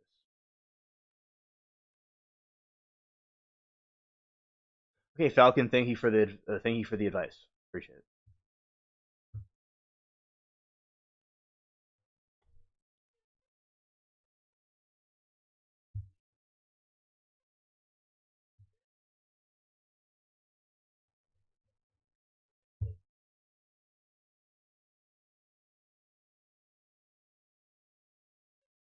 Peg leg and a pirate and a parrot. Maybe get an eye patch. Oh, parrots. I'll say, Amy, that I like the green parakeet that they'll have, and there's the emoji on these devices. But what I think is really cool is the other emoji. Like my favorite parrot is technically the macaw, right? But the green parrots are another favorite of mine. Oh, hilarious. Yeah, so Loki seems to be able to qualify for the tattoo.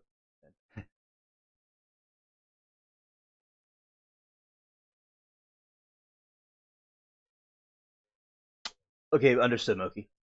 If you get one, it should be meaningful and not just a lark. Agreed. That's good.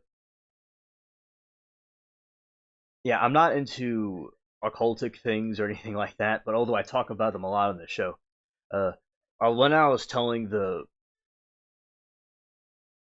girl I was with at the time about the tattoo that the Death Eaters have in Harry Potter, and yeah, she really likes Harry Potter stuff, but of course, we're not into the um, she wasn't into the of course, obviously not into dark things, and she was just not into them at all. I'm like, yeah, okay, and because there's the Death Eaters will have this skull with a snake on it. It's pretty actually uh, Illuminati looking, but that was I thought it was a cool design though, but still it's a very Illuminati like.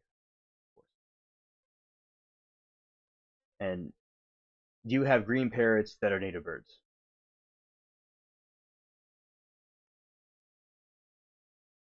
Lori, I have heard about that. How they look after many years. I have heard about that. That it doesn't like age well with it. Now I don't. For you, the people that got tattoos, y'all could explain this to me, but isn't it the painfulness is okay because it is what it is, but I've heard that it's very painful too, which is okay if you have to get it or you want to get it. But I'm sure it feels kind of weird, I guess. Also, but feel the pain is necessary for those that want to have the art on their body. Pain. Go through painful things to get something good result at the end. But yeah, I've heard that it's like needles going through.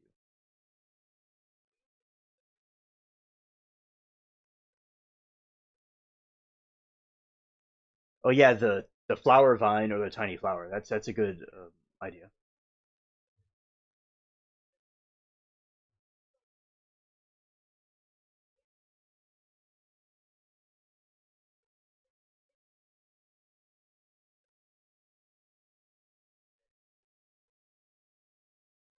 It doesn't tickle, Amy says. Moki says anyone who says it doesn't hurt is a liar face. Right. Yeah. Now we're gonna go over to the our brochure region and see flower tattoos.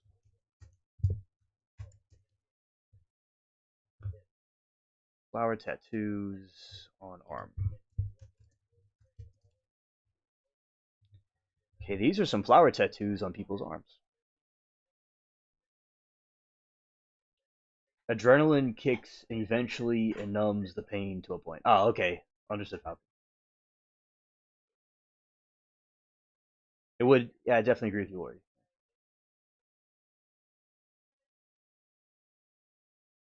Like a scar. Okay.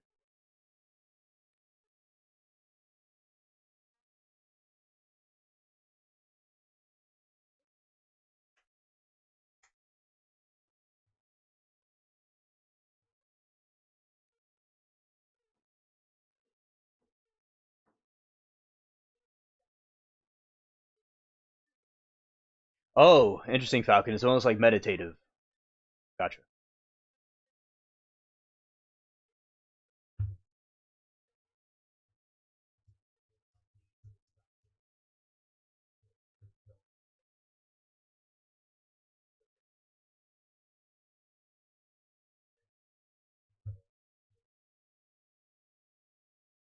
There's a rose vine right there.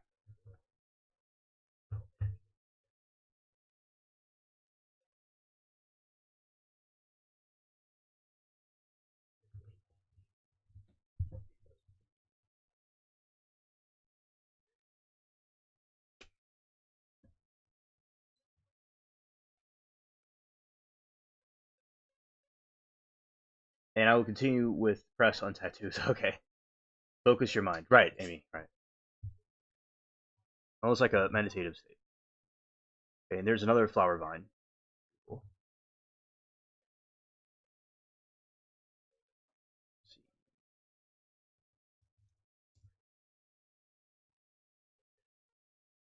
Okay, these are like more colorful ones.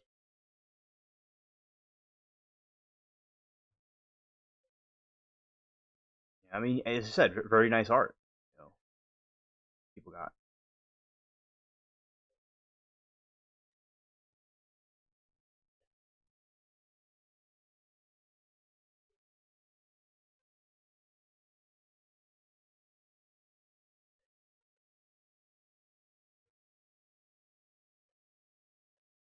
Movie says, "Mother is a tattoo hater, and she's freaking that I could get something more than a little flower. I do have." Okay.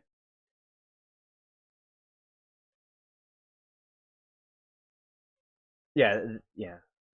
Scared. Scared.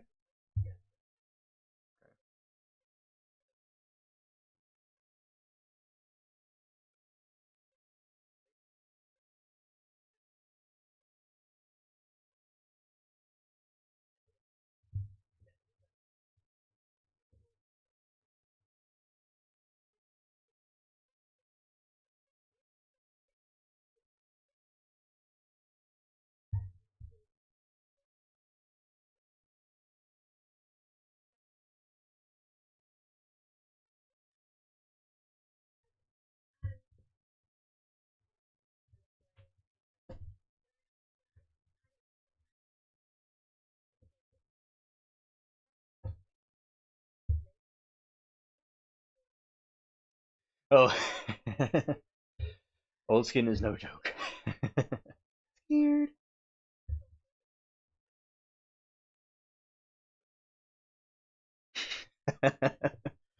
She said, "Get them a full sleeve, then cone home with a tiny flower." Okay. Let's see this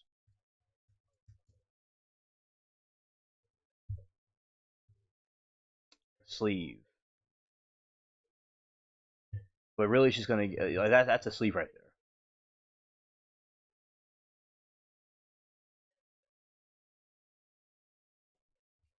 And then there's gonna be like a tiny flower. Let's see, like a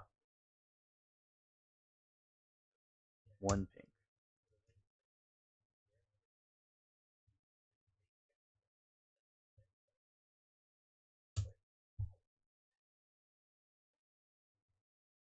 There you go. You got a flower right there.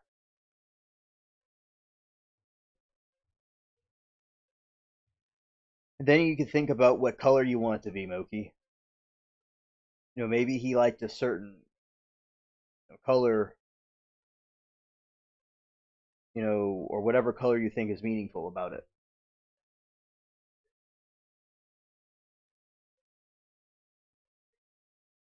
Oh, hilarious, Moki. It'll be like a Dookie moment, right?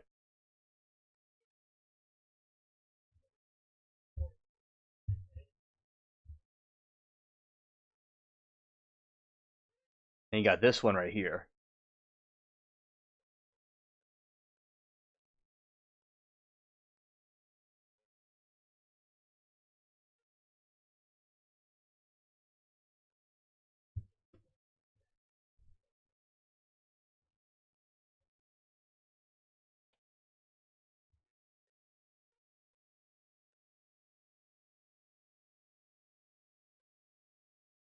Ah, okay, Moki, understood. Gotcha.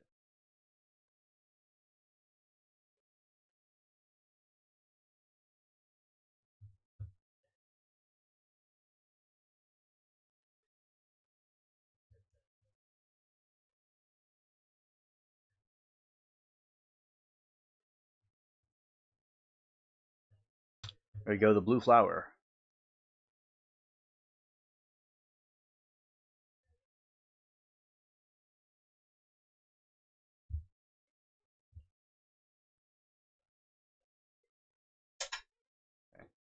And oh, this is a cool one right here. It's a rosary.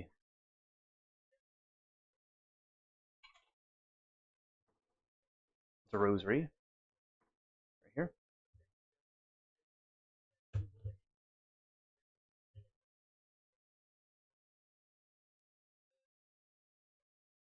Yeah, she was like a yeah. The It was a memorial tattoo. Okay, so right here is a like a rosary one.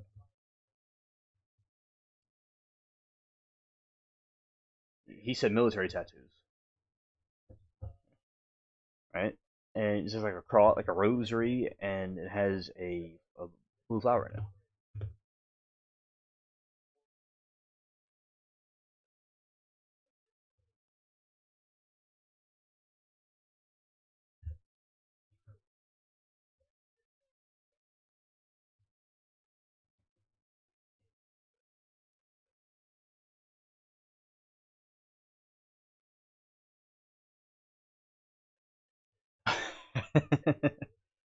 Ogie said she was gonna get all of her cats memorialized on her, but the husband was like, "Are you high?"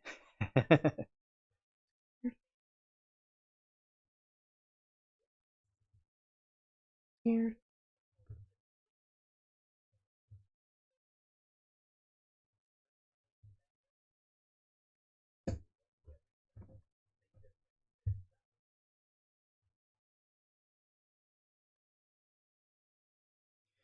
Yeah, so I think that the memorial thing seems like a good idea to me. So I interesting to see how that comes out. So maybe a blue flower matches the eyes, and that's how that would work. Cool. So yeah, definitely he had a very good sense of humor.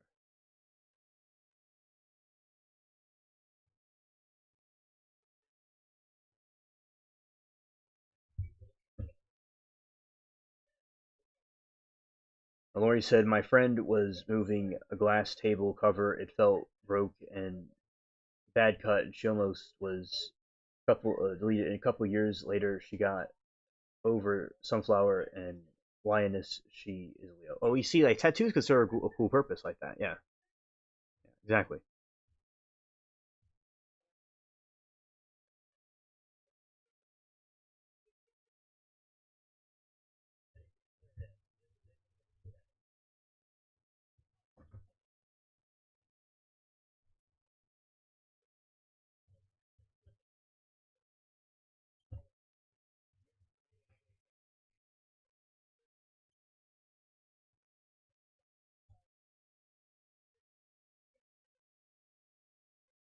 Oh, Aquaries.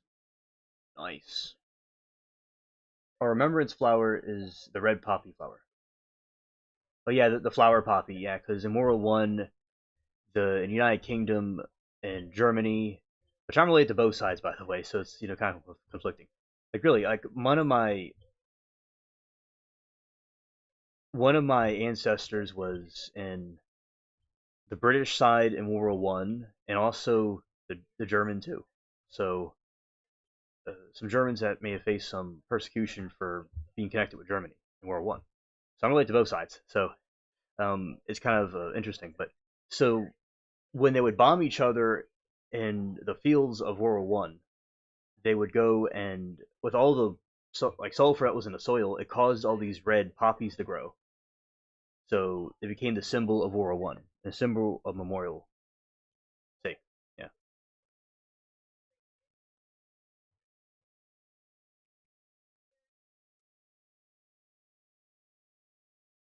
Oh yeah, Duke. Yeah.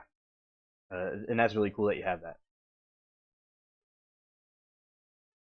Oh, yeah, facts, Amy.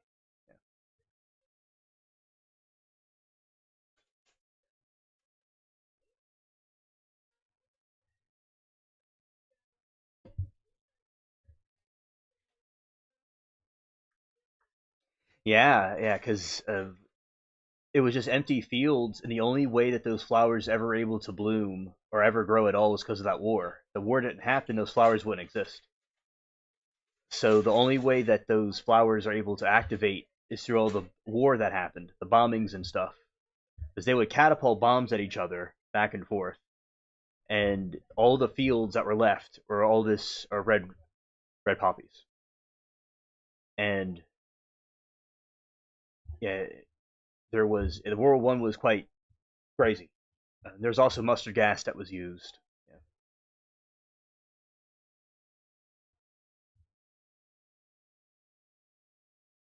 That is true, Lori, and that was something when I was graduating school back in 2017. They were telling me history was something I was very good with, and I was just thinking they're kind of like I don't know. I eventually did the path of YouTube.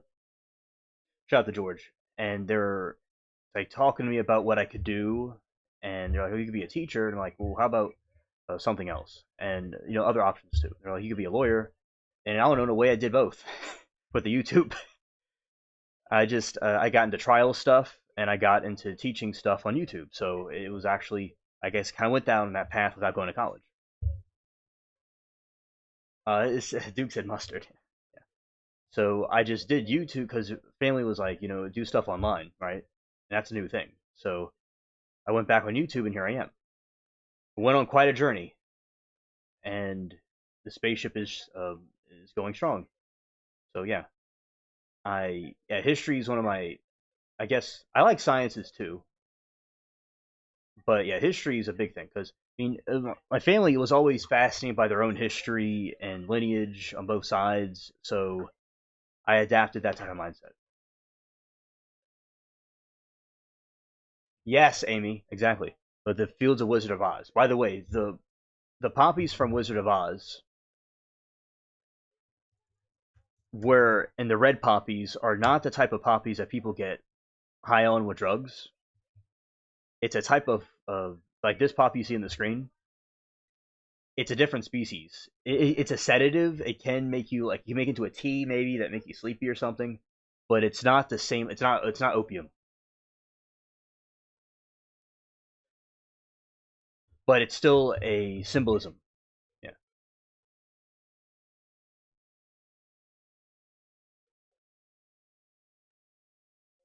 yeah, poppy seeds.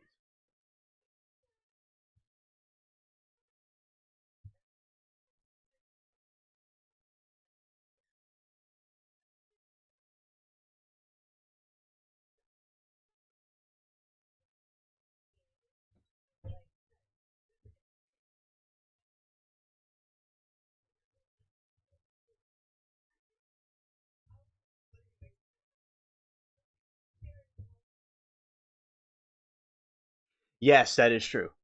Now, as I said, these poppies are not the same variation that the opium poppy comes from. The type of poppies that are the drug test ones is the um, opossum poppy. What is that? This is the poppies that are like from bread seeds and stuff. A little bit different than the other one, right here.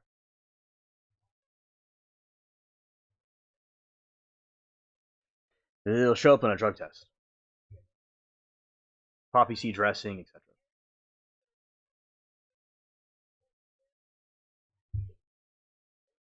I listened to a speaker at an open AA meeting once and tell a story compared to Wizard of Oz.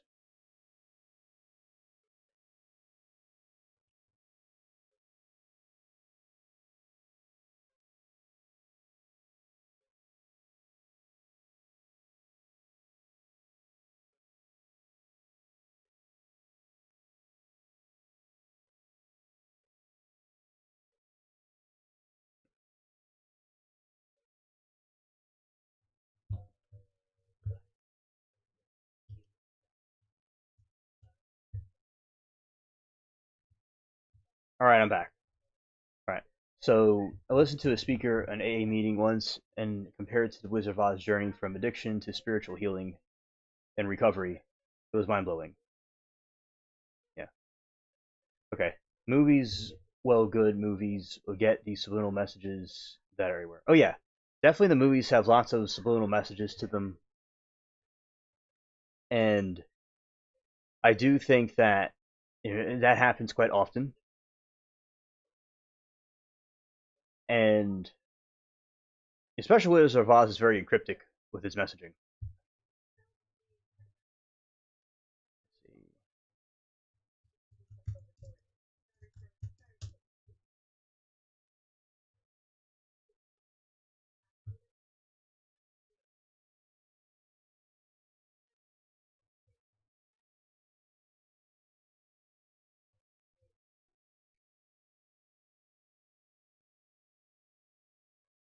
Yeah, and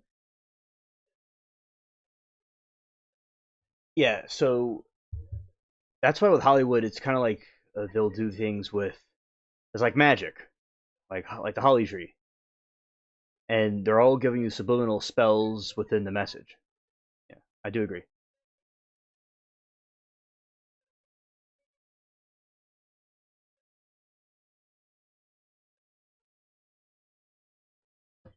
There is some lot of thunder and lightning right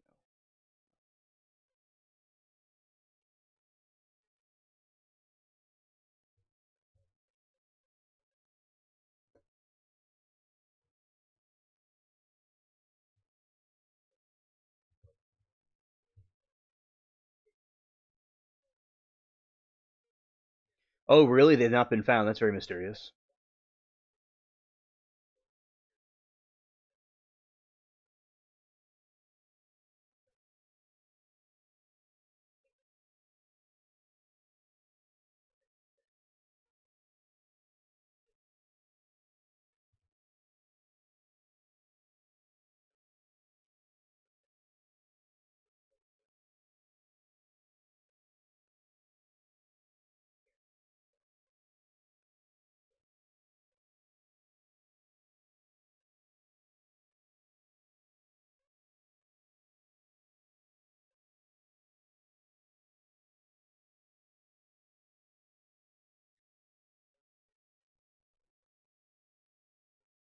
All right, so apparently actual ruby slippers are not found. Okay, interesting.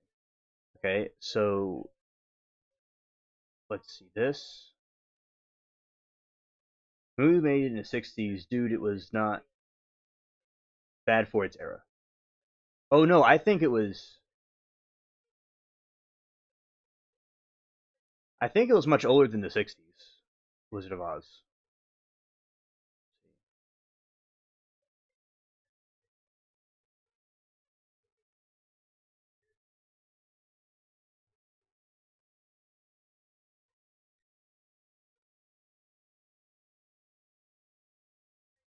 Someone has them, but who? The wizard or the witch? Get scared.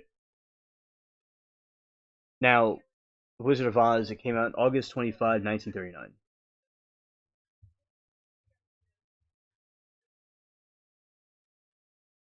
Yeah, three senses we choose to ignore. And the Cowardly Lion needs to find courage, the Tin Man needs a heart, and the choice between good and witch and bad moon. Yes.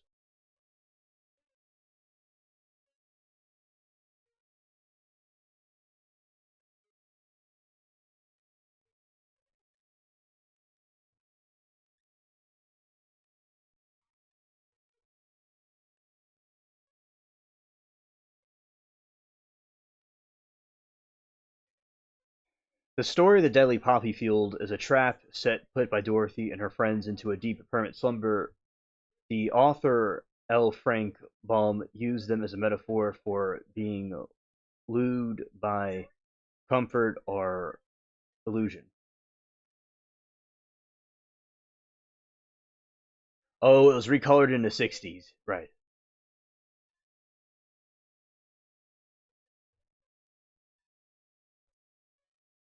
No, I'm still here, Falcon. All right, behind the scenes. In 1939 film, the snow used to wake Dorothy up actually made aposotes, which commonly used as a movie prop at the time.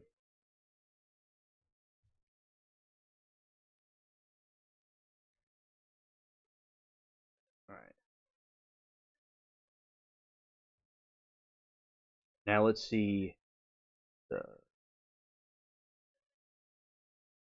symbolic meaning, the characters.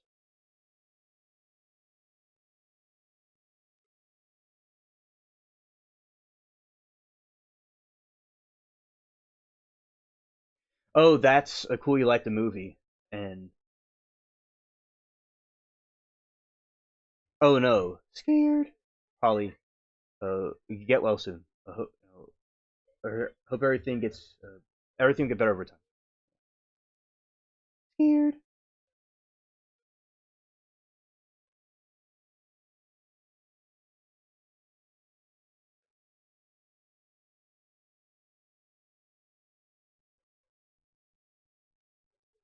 All right, I'm not familiar with that is, and yeah, 30 years late. Yeah, a psychological meaning.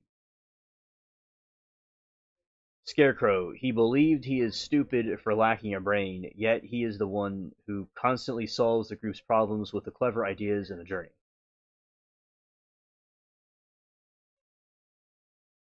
The man, the emotion. He fears he is cold and heartless, but the Tin Man fears he's cold and heartless, but is the most sensitive member of the group, even crying when he accidentally steps on a beetle.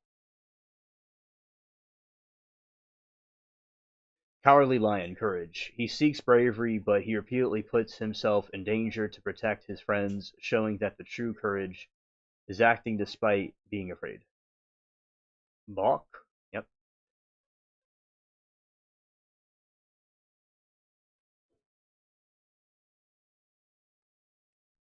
Dorothy, self sufficiency.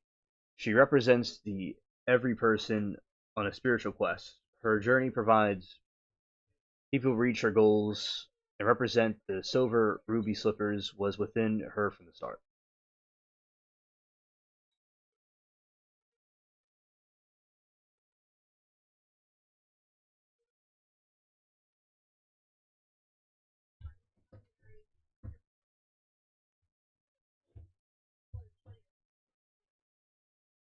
Yeah, believe in yourself definitely.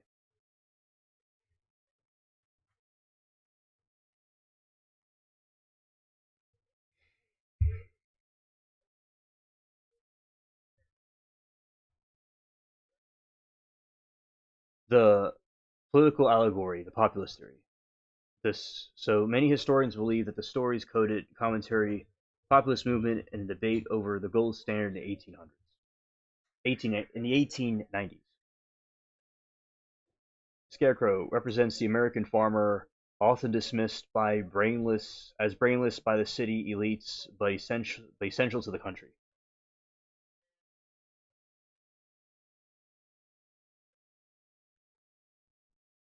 The Tin Man represents the industrial worker dehumanized by factory labor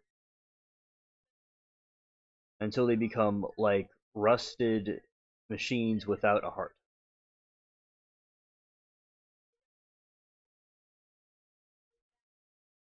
The Cowardly Lion, widely seen as William Jennings Bryan, a famous political politician known for roaring speeches but viewed by critics as having no claws or real power to change things.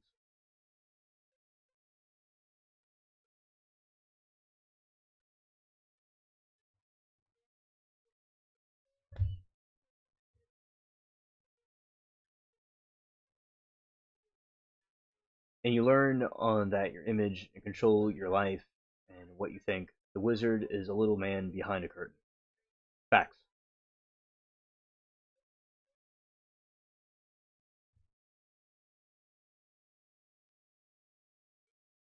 She had to learn that her life wasn't bad and to be grateful for what you have. Old school. Facts. Okay, so we have the witch, the wicked witches. The witch of the east represents the eastern bankers, industries, and while the witch of the west represents the harsh natural forces like drought.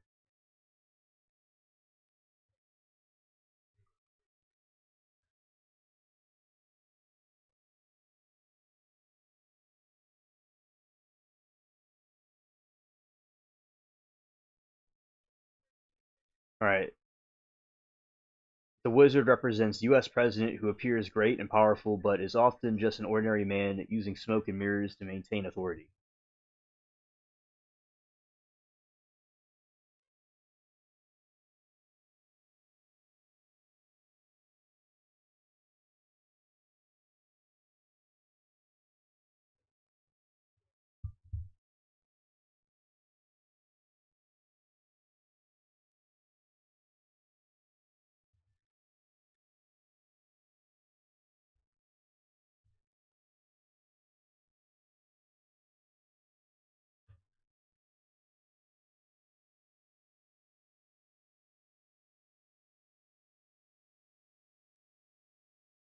Other key symbols. The Toto represents the truth, intuition. He is the one who barks at the truth and literally pulls back the curtain to expose the wizard's fraud.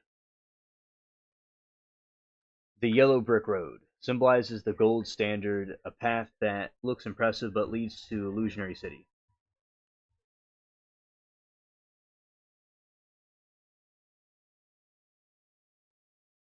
Yeah, Amy, nice. Slippers. In the book, there are silver representing populist demand for free silver coinage to help common man, and they were changed from ruby 1939 film to show the trench coats, the Technicolor technology.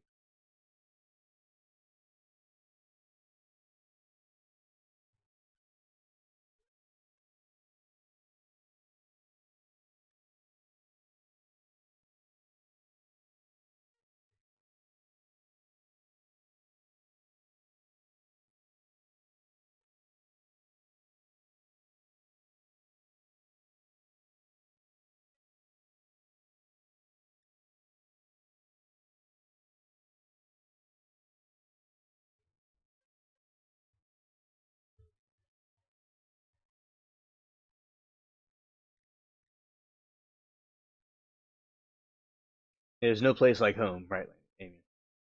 Right. Okay. So context of the story: the context of the story: the poppy flower field serves as a dangerous obstacle designed to stop Dorothy and her friends from reaching the Emerald City.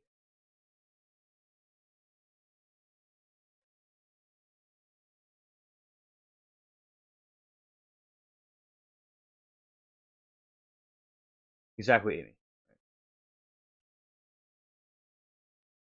The Wicked Witch of the West plants the poppies as a deadly trap. Their purpose is to induce magical sleep that will trap travelers forever.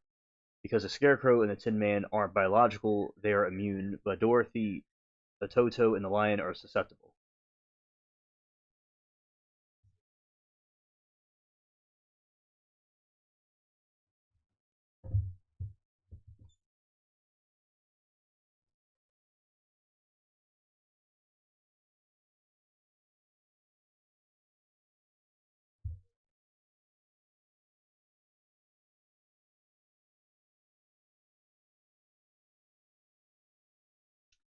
Right on, Amy. Right. And be old enough to remember watching a lot of black and white. Yeah. Well, I watched black and white TV, Lori, growing up for the reruns, so I saw it too. But I know a lot of people grew up with black and white TV only.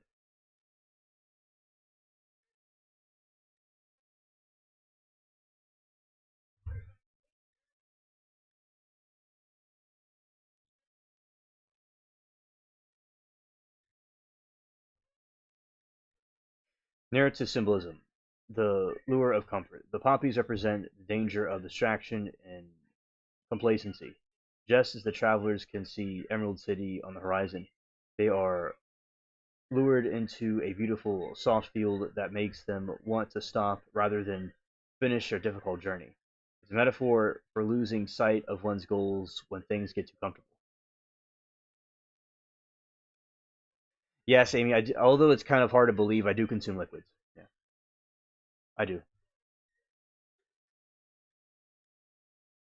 Probably could do it more than I do, but uh, even though I'm an alien, uh, a tin alien like me, I still get the liquids.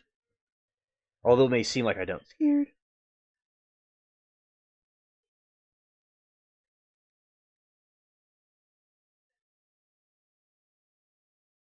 Oh, Lori, scared.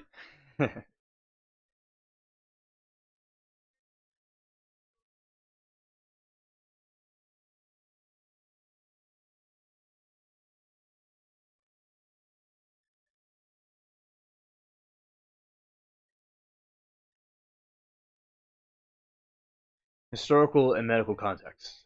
The L. Frank bomb used poppies because of their real world connection to opium and morphine.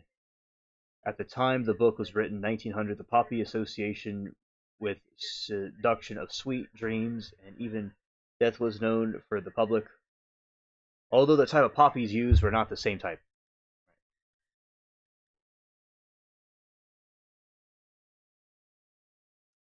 Oh, Amy, I do it.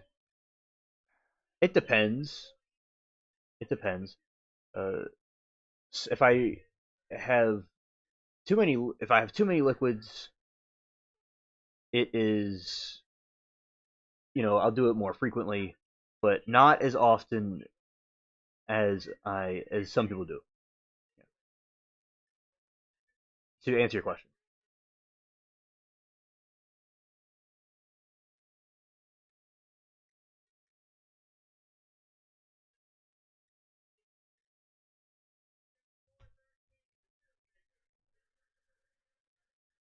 fun fact: the Abzitos solution. 1939, the film Poppy's sleep broke by magical snowfall of Blenda.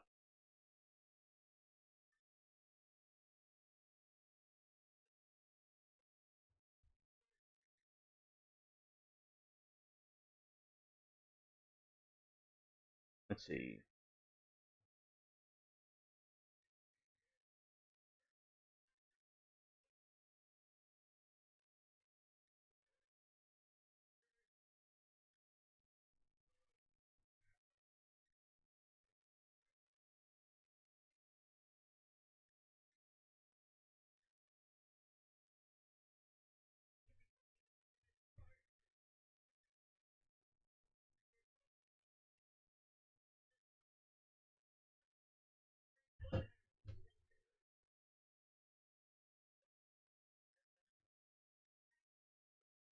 Okay. Yeah, Duke, exactly. Yeah. Let's see, Wizard of Oz.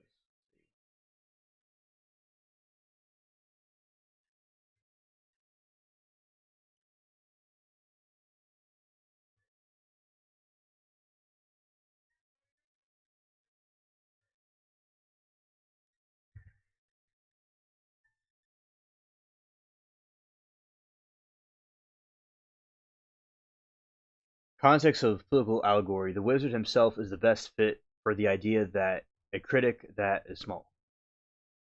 While the wizard presents himself as a great and powerful giant head, he is famously revealed to be a humbug, a small ordinary man hiding behind a curtain.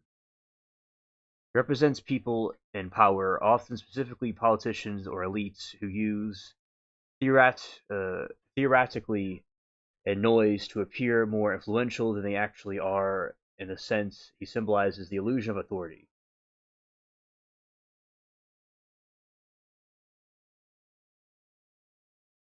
It's all right, Amy.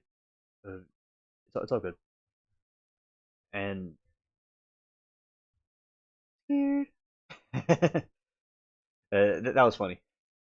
Yeah, uh, yeah. But as I said, in all seriousness, all jokes aside, I didn't see any, anything. But also, Duke, thank you. Shout out to you too. Yeah, Amy comes in peace. All right, fraud of expertise. He gives the character diplomas and medals to prove they have brains and that they have brains and courage, suggesting that sometimes critics often validate these validation is just is just a mere trick. Uh, okay, fraud expertise. He gives the characters diplomas and medals to prove they have brains and courage, suggesting that sometimes the critics.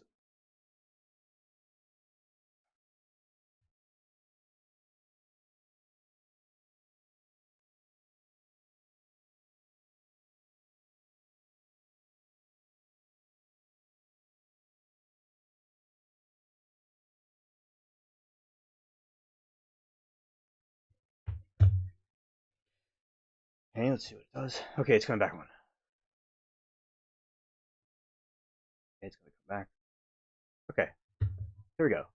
So fraud expertise. He gives the characters diplomas and medals to prove that they have brains and courage, suggesting that sometimes the critic's official validation is just as much of a trick than the wizard's smoke and mirrors.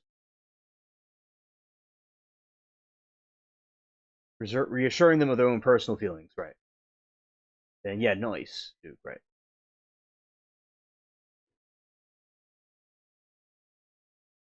And what's the monkeys represent?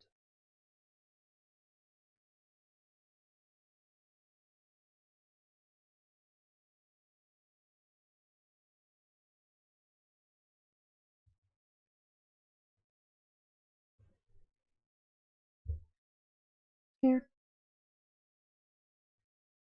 Wizard of Oz, the Flying Monkeys, represents different groups of concepts uh, depending on whether you look at the historical allegory or the original backstory of modern psychology.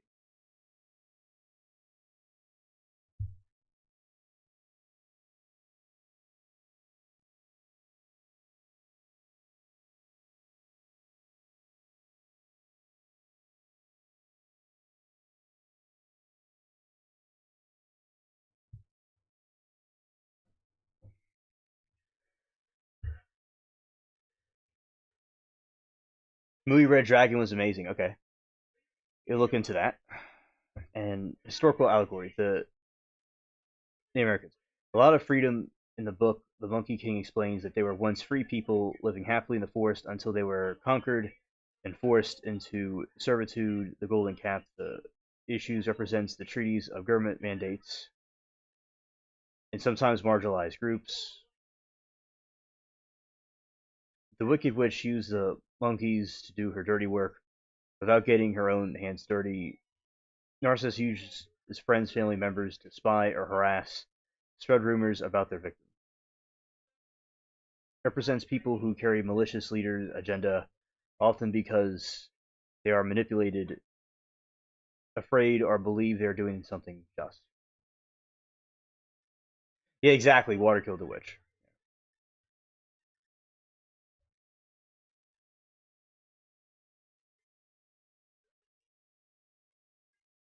Yes. Yes, water is even more special than anything.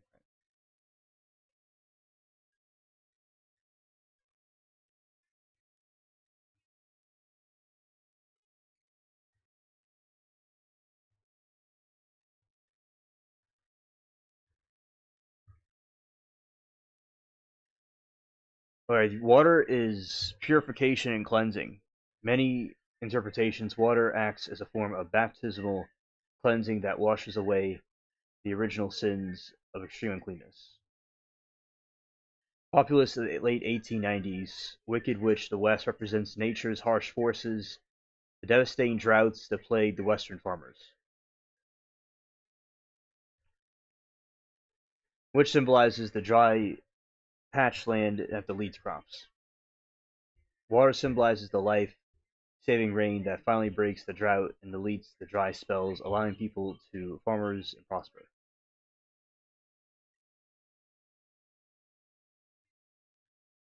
During historical witch trials, the accused were often thrown into water.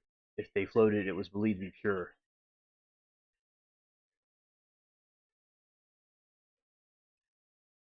We don't have water, we end up living like Tank Girl. Right. Okay. So,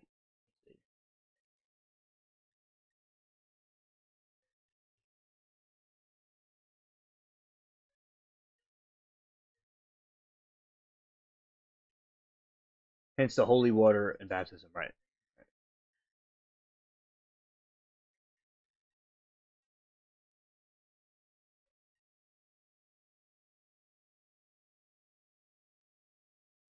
Holy water, right? Okay. Let's see.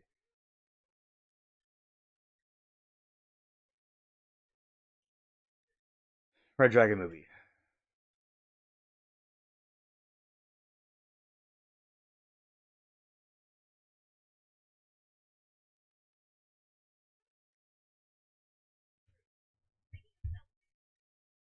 Okay.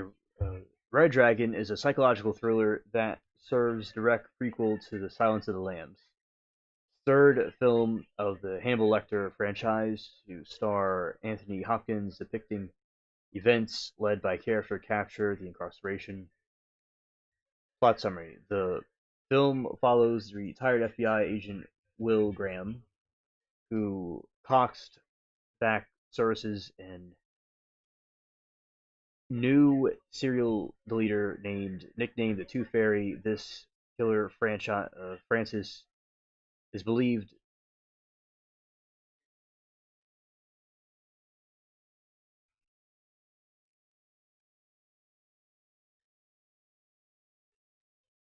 exactly the witch was melting because of the pure water, and she was the essential thing for life. Water was the thing that got rid of her. Believes he is transforming into a powerful entity from William Blake painting The Grey Dragon to understand Dorahide's fractured psyche. Graham is forced to seek assistance of his old nemesis and the imprisoned Dr. Hannibal Lecter.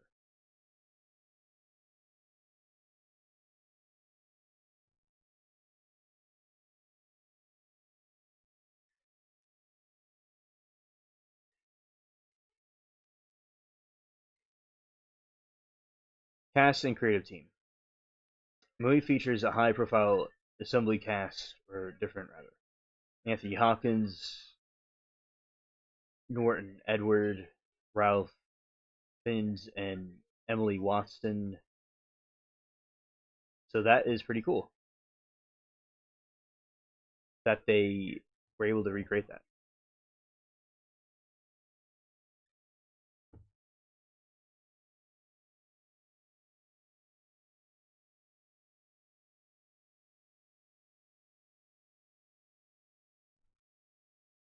Okay, and let's see.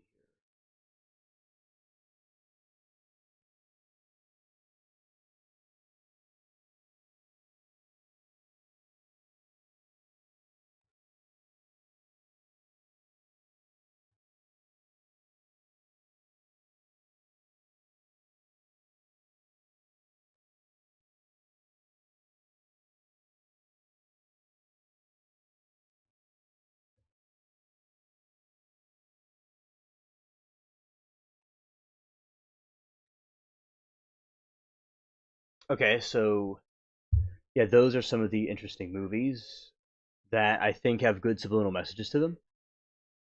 Very cool. Here.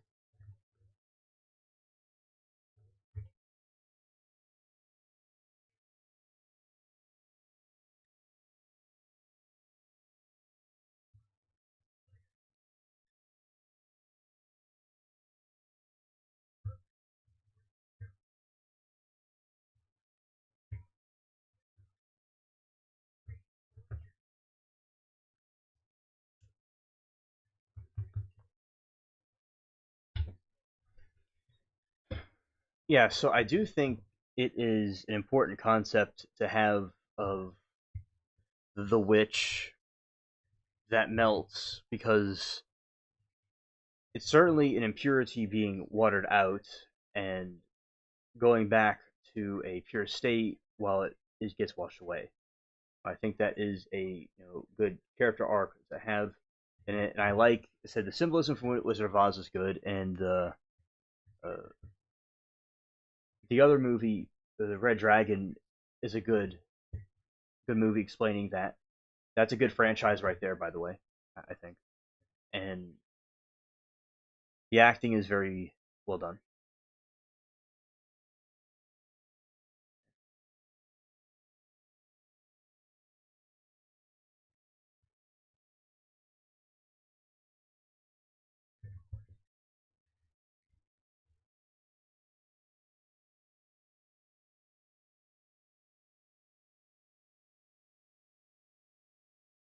Okay, so I am back.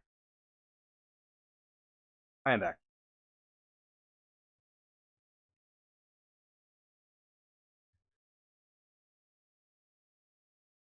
All right, so okay.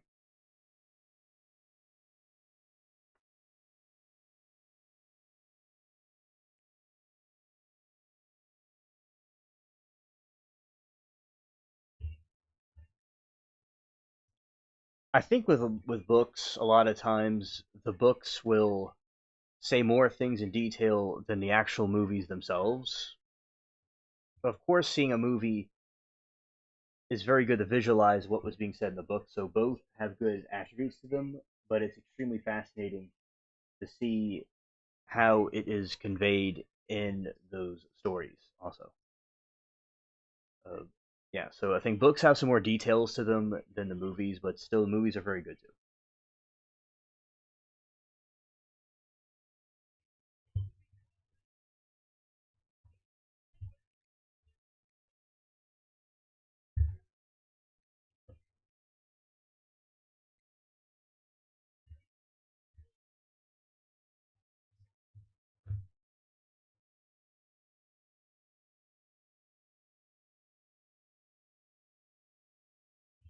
Bless you too, Amy. I'll probably see you later on the Garden Live.